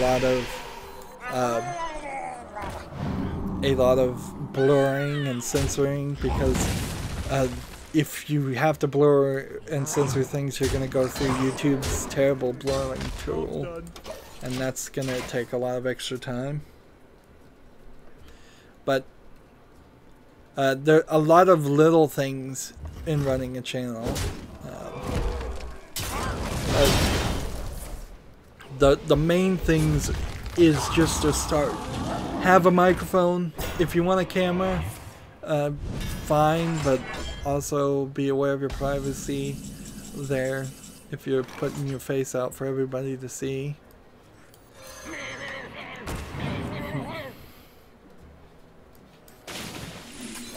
Oops, I played wrong there.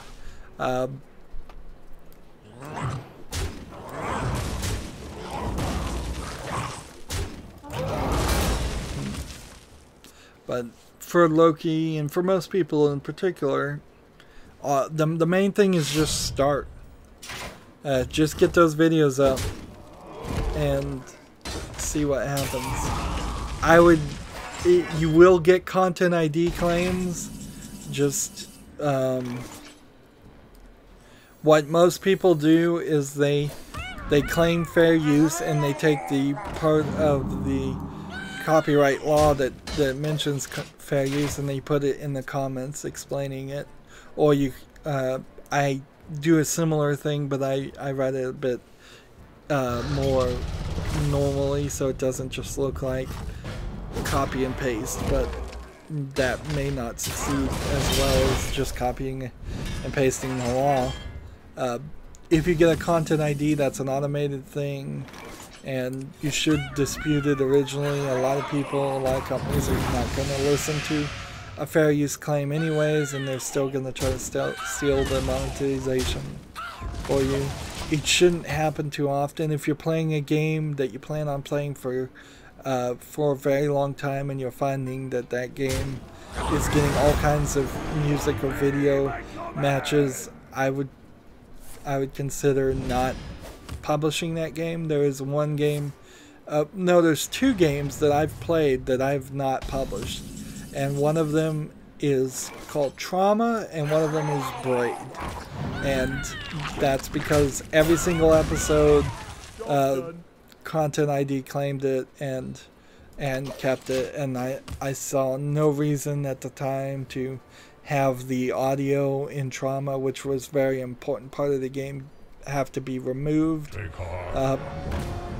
or to play Braid at all if all of it is gonna all the money is just gonna go there. You're not gonna make any real money starting off on YouTube anyways, but it's more of a principle of a thing than anything else. But when you get a content ID claim and you dispute it and they reaffirm it, I personally would not be willing to go further, and I shouldn't say this out loud, and reappeal it.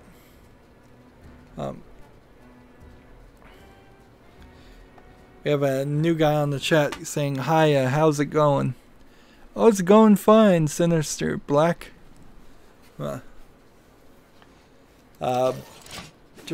Just talking about how to start life as a YouTuber to Loki, who should be streaming and should be starting up his channel to do a lot more.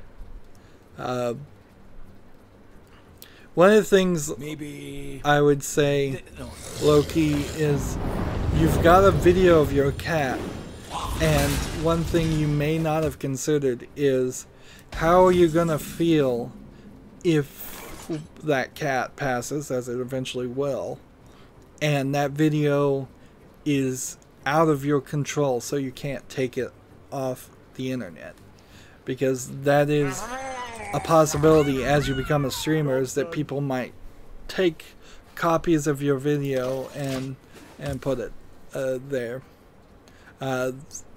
So if that's going to be an extremely painful reminder, you might not want to keep that kind of information public.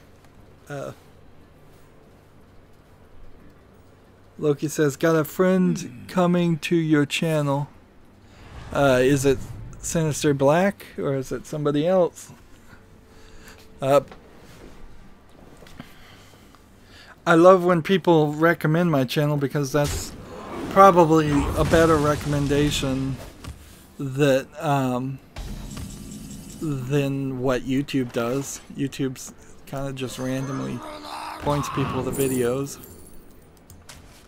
Sinister Black says, very possible. Smiley face.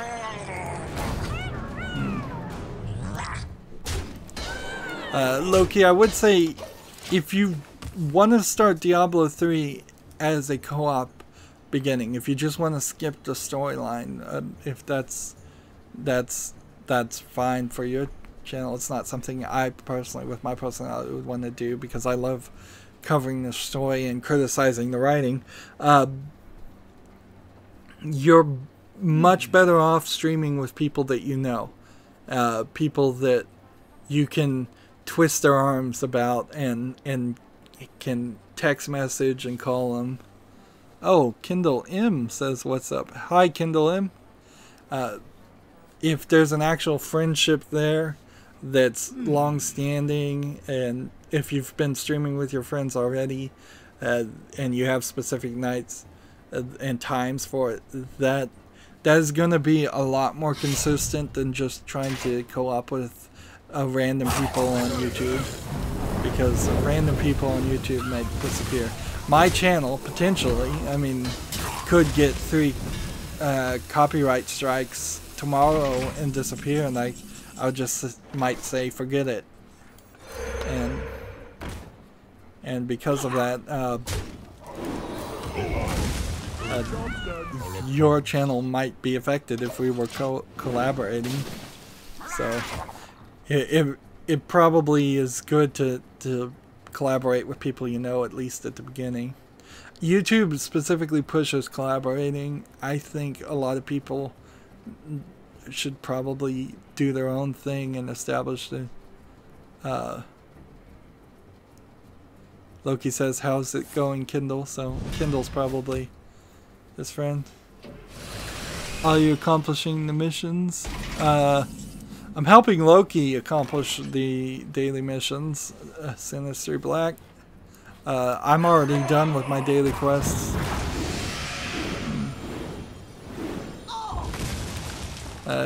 Kindle says, good. How about you? So we're going to get some real conversation in the chat, so I may skip over some of this if since it's probably showing up down here anyways.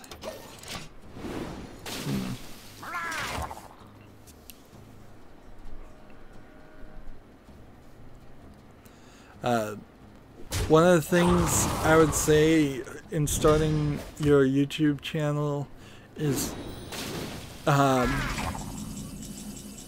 try not to be obsessed with things you can't do. When I was about a year or 2 ago, I was very obsessed about trying to get channel art and logos and watermarks, and I don't have any artistic talent on any of that. So I was talking about it a lot. I was like, man, I really need an artist. I still really do need an artist, but frankly, I'm not going to get one. So what I eventually did is there's this program called Prisma that does a AI rendition of logos, and so I was able to take a logo that I had an artist did make me, and then use this AI to do many different styles on it until I found a style that I liked a little bit better, because my logo used to be really black and dark and kind of goth, and so I've turned it now into the more stained glass logo, and that's about it. Sinister Black says the chat has showed up so slow. Yeah, the funny thing is you can turn chat into slow mode that's even slower than this. I can't do anything about it though. That's just how it is. Loki says, I'm done with warrior, on to priest. Okay, well, let's see, how can we finish this game quickly? Let's do this. Well, you know what? I'll stop destroying things, and then you can just win. How about that, Loki? Since you have so much more health than me, just start hitting my face and win. Yeah, so you do want channel art, you do want a logo. There is an online Oh, I guess that works too.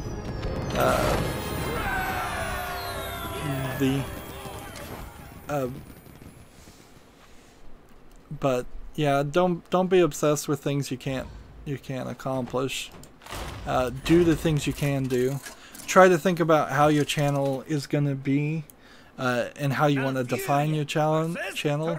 You'll almost certainly find that what your channel turns out to be is not anything close to what you originally thought it was gonna be.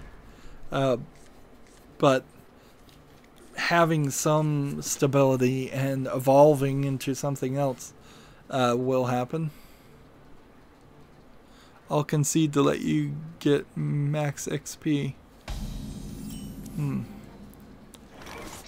I didn't. Am I getting XP on friendly games? Like, does that work on friendly games? I didn't think it worked that way. Let's see. Loki says, "Yes, Kindle. I'm wanting to start my channel up." Yeah. For the wild. The one thing that Loki, I posted Loki's channel link up higher in the chat if people want to see it and subscribe to it. Yeah. Here, I'll be your first subscriber according to the thing. Let's see if I can find the page. Where did it go?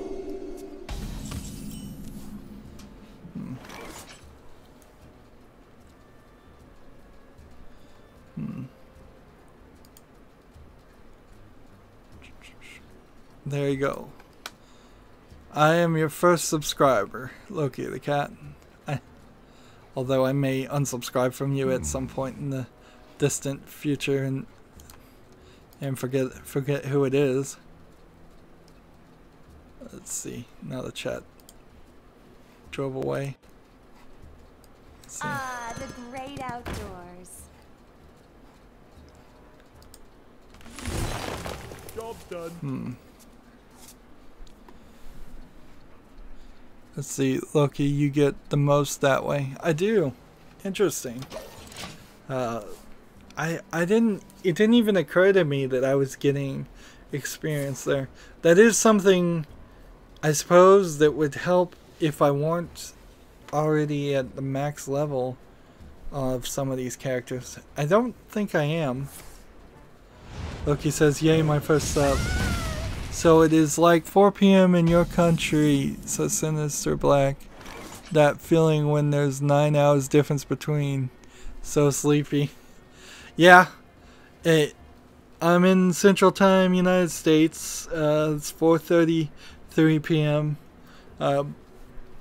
Although, for me, 4:30 is about 10 in the morning equivalent, because I only wake up usually around 2 in the afternoon.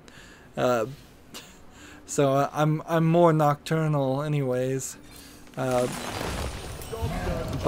that is certainly an issue that's been happening, where people have wanted to watch me and they're in either Europe or let's see, if he's 9 hours away, he's got to be in Europe, because if he went 9 hours the other way, he'd be in the middle of the ocean. So yeah, a lot of European people have to stay up late for a lot of things. And which, it's kind of funny because a lot of European people also watch YouTube, and that's how PewDiePie became the biggest streamer ever. Is the algorithm used to take the biggest person in their area, and I think PewDiePie is like Denmark. He's in one of those small European countries, and because he was the biggest streamer in that country, they started promoting him to more countries in Europe, and then he became the biggest streamer in Europe, and so they started promoting him to the entire world, and thus PewDiePie got his 50 million subscribers. But the only thing I could say is that the Europeans get a small bit of victory on United Statesians and Americans because they don't let us watch BBC or Eurovision. But that's kind of it. Is we don't get your TV at all, which is kind of a shame. But as far as YouTube, yeah, the time difference stinks. Like, eventually we'll all go into space and we'll have the same time, I'm sure, if we can make it that far. It'll all be just star dates.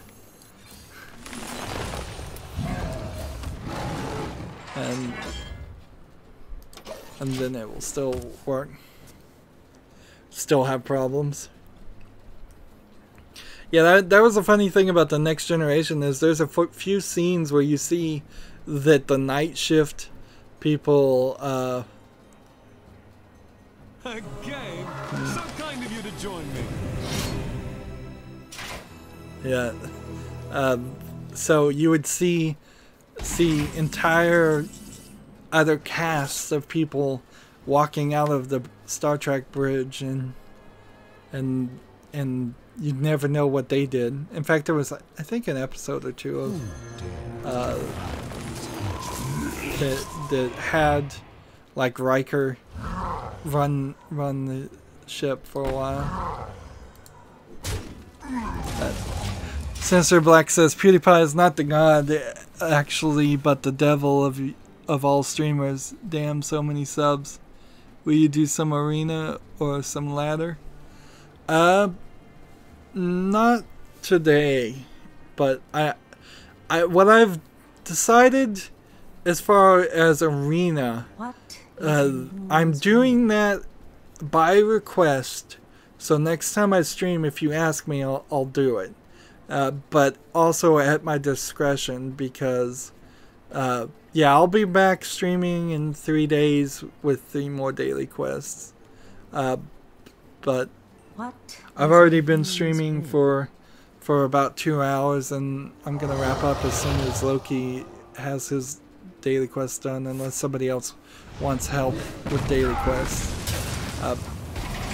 Ideally, I'd like to save up my gold because the new expansion is about to come about. But I'll do an arena run and lose it. That's an funny story. Creperian's birthday was recently, and he's got a video on his YouTube channel where he went 0-3, just lost completely. But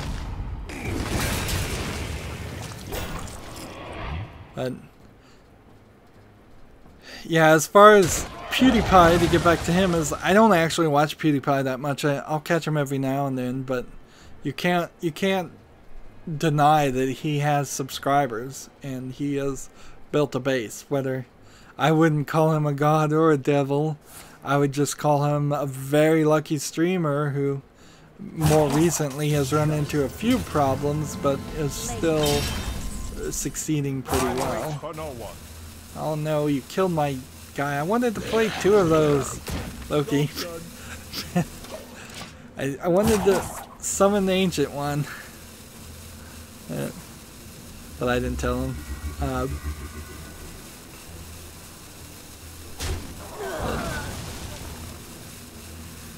The real thing about PewDiePie too is that if everybody tomorrow was unsubscribed from PewDiePie, say his channel was just deleted, like those people would wouldn't just turn into subscribers of other YouTubers. Most of those people would just get mad and leave YouTube in total, which gets to a big issue with YouTube and them kicking off a lot of people that they don't like. just saying it's not ad friendly and then cutting out their channels, and there's even a few channels that they've completely said is not family friendly and we're not going to do it. And it's not because the channels were posting like nudity or anything. It's just that they were talking and having political beliefs that some faction of YouTube's internal people are not happy with.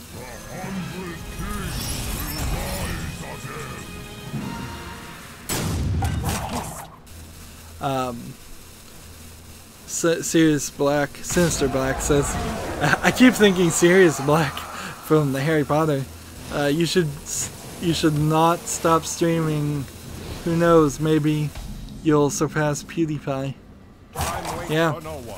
Some of the YouTubers are doing that right now. They are going with a full marathon level streams where I've got to kill something here, don't I? To let Loki play his cards. It's like, seriously need to kill that guy so I have more time.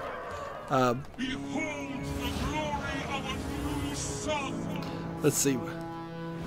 Loki says sorry. That's well cool. Eventually I'll get the Ancient One summoned. Sinister Black says yes, that's true. I'm falling behind on the chat. He's not the one he used to be. Sinister Black says I like Harry Potter. I do like. He's correcting his spelling.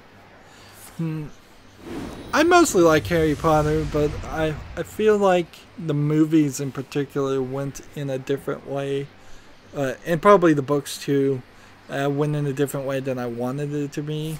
That first movie, I haven't read the book, so I'm not that big of a fan, let's be honest, of Harry Potter. But that Philosopher's Stone, Sorcerer's Stone, in Europe it would be the Philosopher's Stone, in America it's the Sorcerer's Stone. That first book felt like it was going to be this adventure and this happy-go-lucky thing, and then it just kind of takes this dark, sinister twist, and it's all obsessed about Voldemort that I kind of didn't want it. I was hoping more for something close to like a series where every book was slightly separate from each other, and it was just, oh, Harry Potter always goes on these adventures and does these things, and he's in a slight bit of danger, but he's not really in danger and he's not gonna die. The movies in particular had way too many characters and people, and I hear the books have even more characters, so The great outdoors. I think I may have destroyed one of Loki's cards. Oops. Let's see. Shouldn't do this, should I? Let's do this for fun.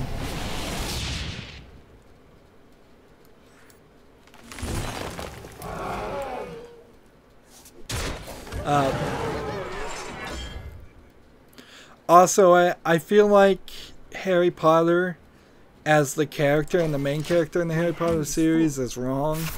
I feel like, in all honesty, Hermione Granger is the smart one and the one that the story should be following. And you could probably combine the other two friends of Hermione's, Harry and I think his name's Ronnie. If you combine them together as one love interest / friend, that would probably be better. I think the ending of having Harry get together with the wrong girl for a romance was terribly written. For a fantasy story, he should have ended up with Hermione.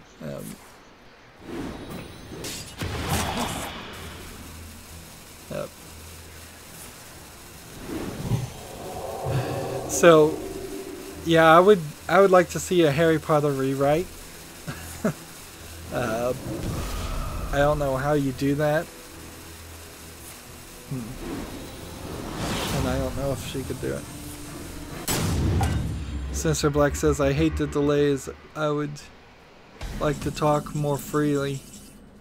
Yeah, I can't do anything about the delays. It's either caused by YouTube or it's caused by my own poor internet speed. It's just that slow. Did you hit Legend in Hearthstone? Yes, how many times?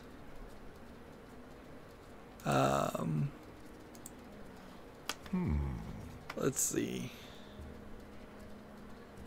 I've gotten legendary cards in Hearthstone.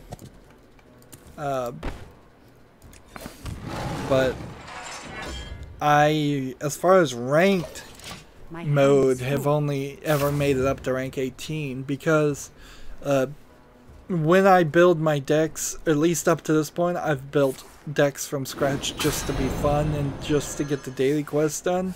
Now that the update has been changed so we can play with friends and get daily quests done, and because we can now copy and paste the decks out and in, those problems have been fixed. So starting with the next expansion, where I will live stream, probably we will look at all the new cards. So there will be 9 videos that will come out live streamed for like all the new druid cards, all the new mage cards, all of that, all of the new troll cards. So actually 10 videos there. That'll be the first day probably, and if that goes really quickly, then I'll do 10 videos in which I build. Well, I'll do 9 videos in which I build probably a standard and a wild deck to just win, which is going to be new because all my decks up to this point, like I said, have been designed around things like playing and getting daily quests done. For instance, this deck I'm playing right now is for the daily quest of playing cards that cost 8 or more mana. So with a new focus in the next expansion of actually winning, I'm going to try to get higher in the ranked. Will I get up to rank 1 legendary? Probably not. Can I get to potentially rank 10? That would be nice. That should be my goal. You should try playing rank mode. It offers many opportunities. I mostly do play rank mode, and I need to do more of that since the month just started. But right now I'm helping Loki get his daily quest done. But if I just have to play the way I am normally gonna play, then I would be playing ranked. Sometimes I get away from playing ranked because I'm trying to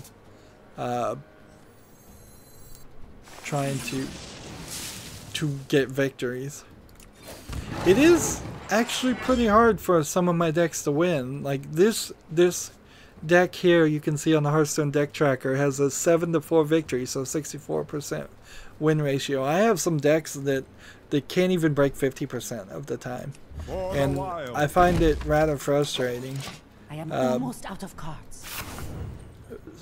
To play 3 games in a row and not get a single victory, particularly at the lowest rank. Last 2 seasons got legend rank pretty tough, but the feeling of the result is adorable. Well, yeah, with the next expansion, which is about to be announced, that is going to be a new priority for me, and we will see if I can actually get up to higher ranks. If I could get up to legendary, that would be nice. But some of that also has to do with just how much time I'm willing to commit to YouTube, to streaming Hearthstone, because for my channel, Hearthstone is just one of 5 videos that comes out every day. I pre-record on when I'm not doing Hearthstone, I'm pre-recording other games. So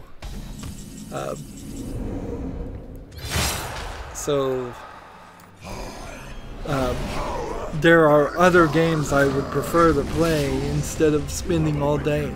I'm not like Trump. I'm not like Kriparian. I don't get on Twitch all day and just play Hearthstone all day. And that's not something... that's not how I want my channel to go either. But I do play and stream Hearthstone every 3 days and get the daily quest done to get the gold.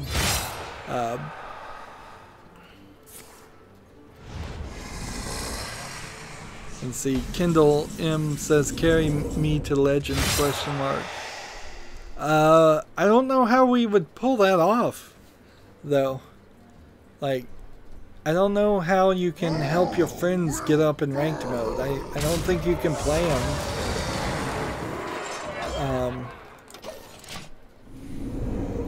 Like, if you could play... Loki says, "Kill me." Well, don't you need to play these other cards, Loki?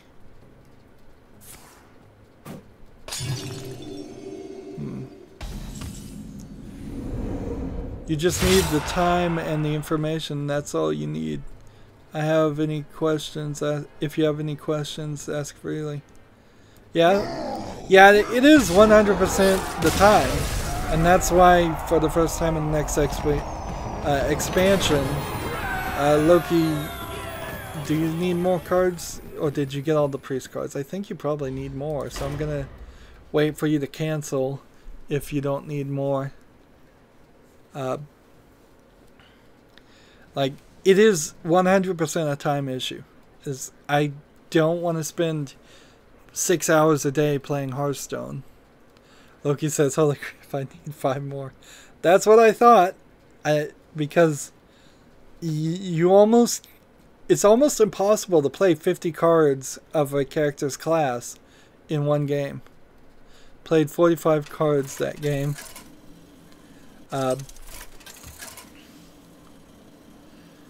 But yeah, next expansion, I'm gonna look at the top meta decks, whatever they are. They'll be a little weird because it will be right during the expansion, and I'm gonna try to actually win instead of just getting gold for expansions, to buy card packs through daily quests, and so yeah, I'm gonna look at the top meta decks. That'll get me the information. However, I still will very much be limited on it because I only play Hearthstone for at most 3 hours every 3 days, and I don't really want to play Hearthstone any more than that.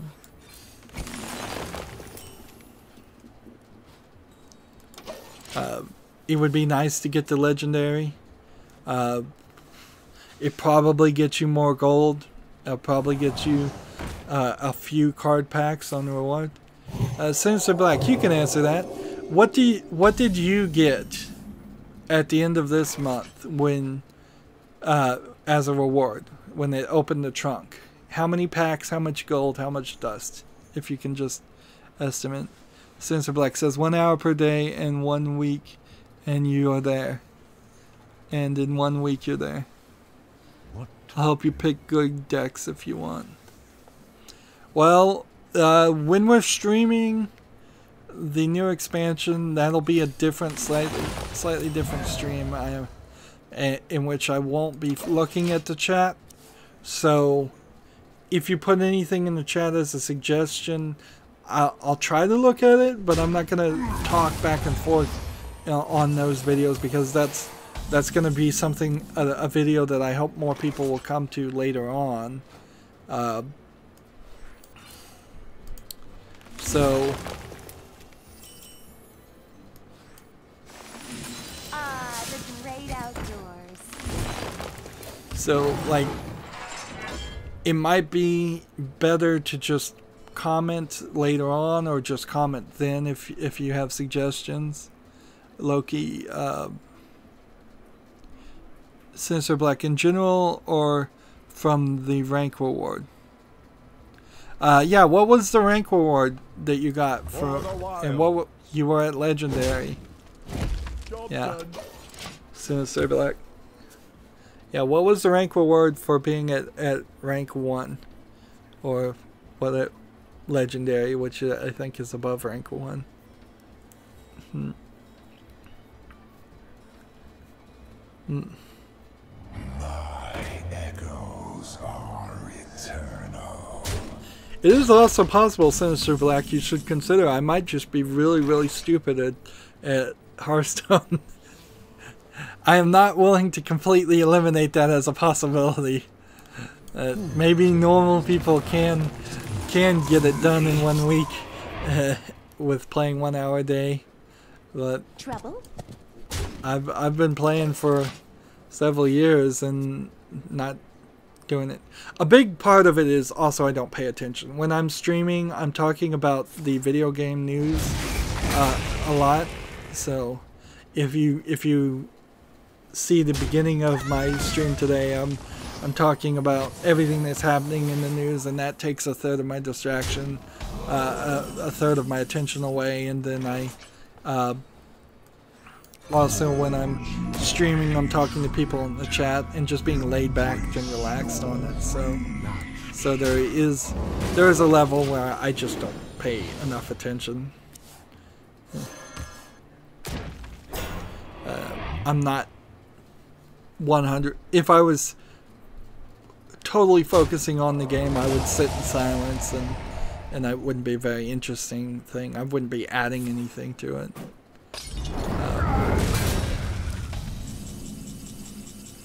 But yeah, next expansion we shall see how far I can get in that. Legendary would be very nice.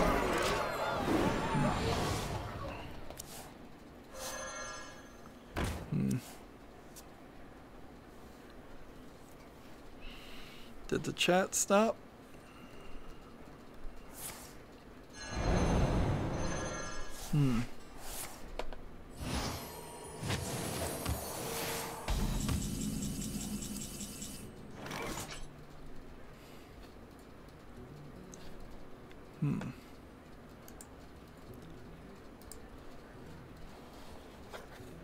Let's see, draw 3 cards. I've got the ancient one, Blood of the Ancient One. I'm trying to see if I can get the other one. Elune, guide my lands.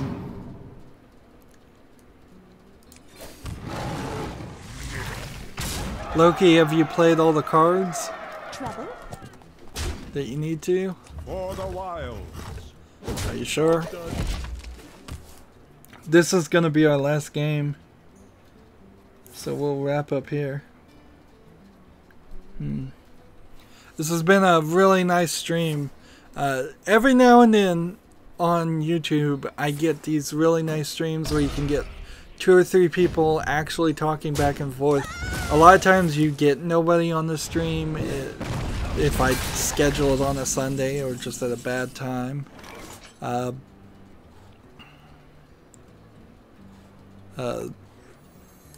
see.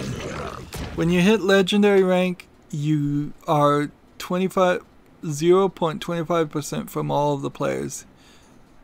About the reward, you get 5 cases, 1 common gold card, 3 common gold cards, and 1 epic gold card, and the season card back.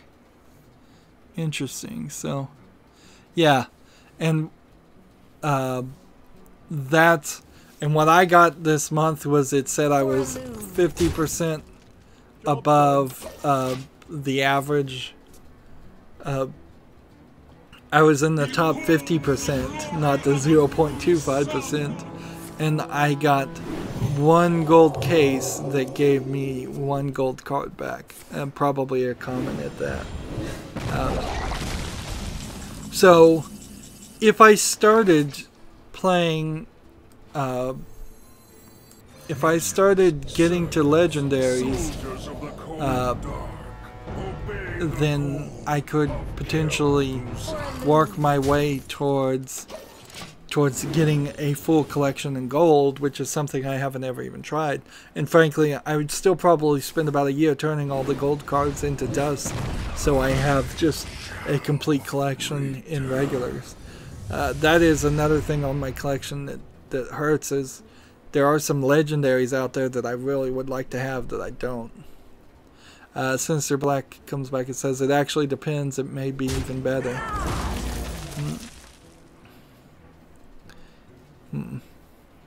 I was kind of hoping it for legendary you would get like 400 gold on top of that. Some massive amount of gold and a guaranteed legendary. Oh, darn it. There's my other guy. Finally got the other guy. Well, as soon as I get an opportunity, I'm going to beat Loki. And hopefully he's played enough cards here, and we'll wrap up. The other thing, of course, Loki, as you start your channel, is don't be a like beggar at the beginning. Nobody likes that. People just skip and change off your channel. Start your videos and get into the meat and potatoes of the video as quickly as possible. Don't talk about what's going on in your life or anything like that. Just, if you're doing a Diablo video, get into playing Diablo instantly. And then in the middle of the game, when you've got people, got people's attention, then you start talking about your life or however you want to do your channel. And then at the end, train yourself for the wrap up like I do at the end of all my things. So it's the same thing. Use end screens to promote other things.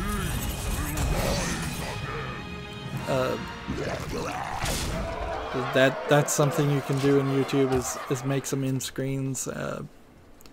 See, Loki says Crypt didn't even get a full golden after all the dust he had. Yeah, I saw that, and that's why I think they should get rid of goldens as an opportunity. They should just make everything golden or everything normal, because even some of the most famous streamers don't have golden. Good luck then. I have had a good time watching the stream, even if you seem to be a little tired. Good night. Don't kill Lyra. Which one's Lyra? Alright, I won't kill Lyra. Yeah, Sinister Black, I always sound tired. I suffer from insomnia, but also it's just kind of my voice, so a lot of people say that.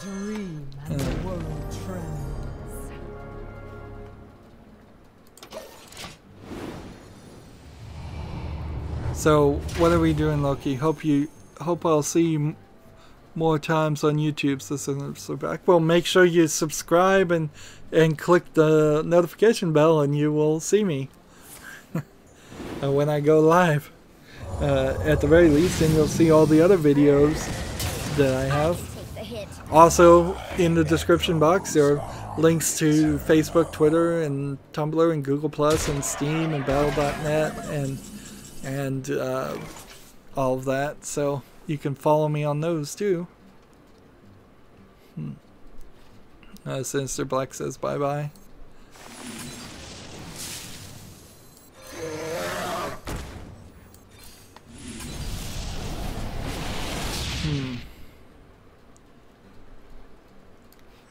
I'm a little confused, Loki. Is there... If I'm not killing Lyra, is there something you want me to do, or do you want me just to go ahead and win? Like, because I'll stay here if you want me, if there's something you're trying for. But whenever you cast a spell, add a random priest spell to your hand. Do you think you can win with that? I wish there was a way I could steal his ancient one, but I don't have a card that would let me steal an opponent's card.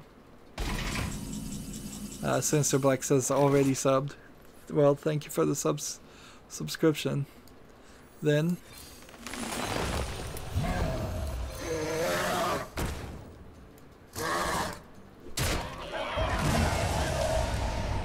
Loki says, give me a Turin. I don't think I have a Turin. I want to chain spells. Oh, give me a turn. He misspelled it. Fine. Okay. Cool enough. I shall bring you rest.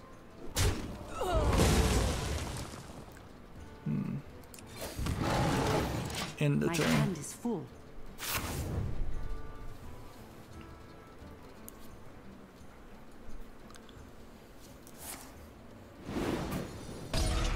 Why didn't you take this guy? Like, why not take this guy and then get the ancient one? Oh, because you have a mind vision to take somebody else?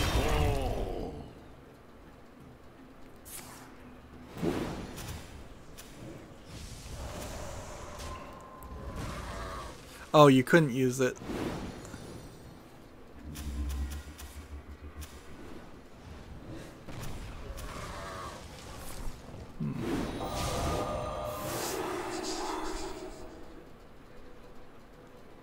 Of course, I have Cthulhu, so I could probably still win here. Kindle can't wait for the next expansion. Yeah, I'm pretty excited about it too. The rumor is it's got something to do with the Lich King, so that might be interesting. And I don't know how that's really gonna evolve into card form, but the idea of the wild decks being the wild packs being available for purchase again is exciting, and being able to do something different with the cards is great. Journey to Unguru was a fine expansion. It had a big stumbling part in the fact that it didn't give everybody the quest legendary cards. It really should have done that. It would have been probably the best expansion so far if it had done that. But I can't do anything, Loki. So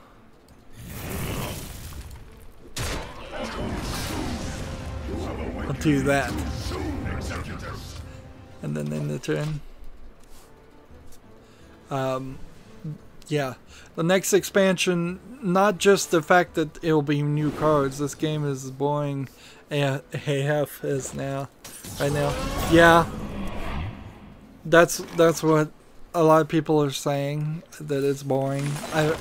Personally, I've probably been bored of a little bored with Hearthstone for a year straight, but I can see even the people that were still enjoying it were running into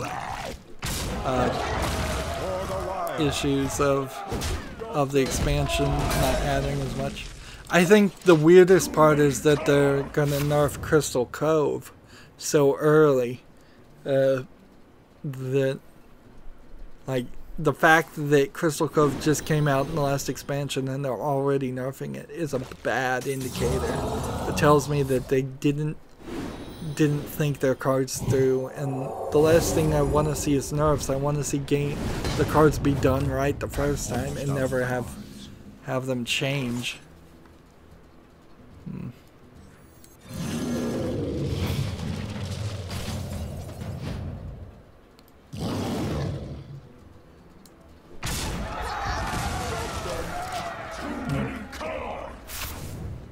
This is the first time I think I've ever heard what is this guy?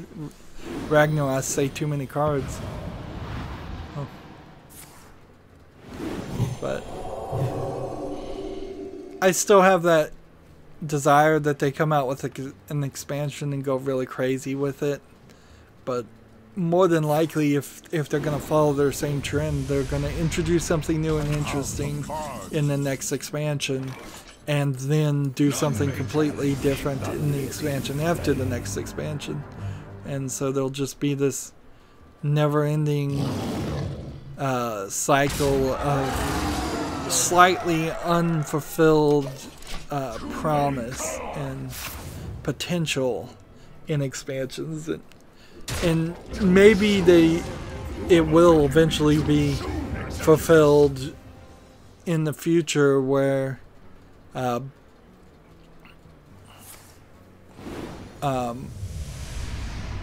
where we might have a Journey to Unguru 2 in like 2 or 3 years, and then we get more cards that still that synergize under that same concept.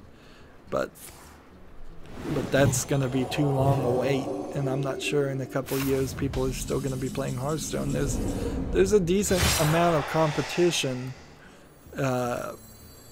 coming out this year with Fable Legends, no, Fable Fortune, and let's play another ancient one. I don't have another ancient one, Loki. Sorry, I'm out of cards. You're out of cards. Where would I have it?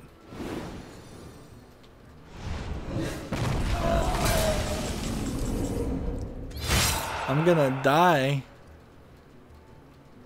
and see if I only have Cthulhu and Deathwing, and if I play either one of them or use the Die Insect, there's a chance that you lose. Too many cards. Right. And see, you still have 3 cards to draw.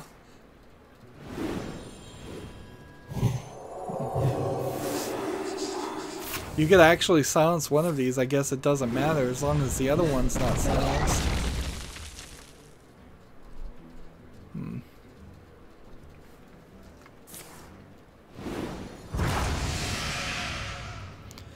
Yeah, there's Fable Legend. No, not Fable. Fable Fortune coming out. There's Gwent is kind of out, but it's gonna be it. There's Elder Scrolls Legends that's out, and there's probably a couple other ones to compete against it too. So Hearthstone's gonna really have to work to be successful. Well, that's going to be it for that stream. Thanks for playing with me, Loki. Thanks to Kindle M and Sinister Black, too, for chatting. This has been...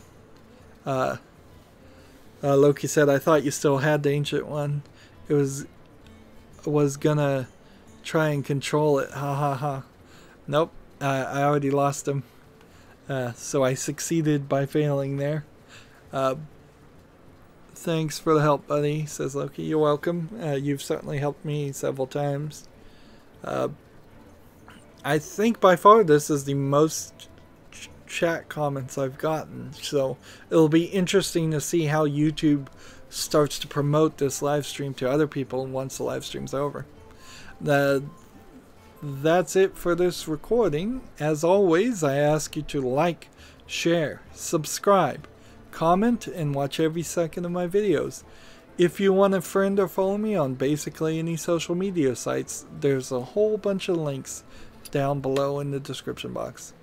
Thank you for watching. Have a good evening.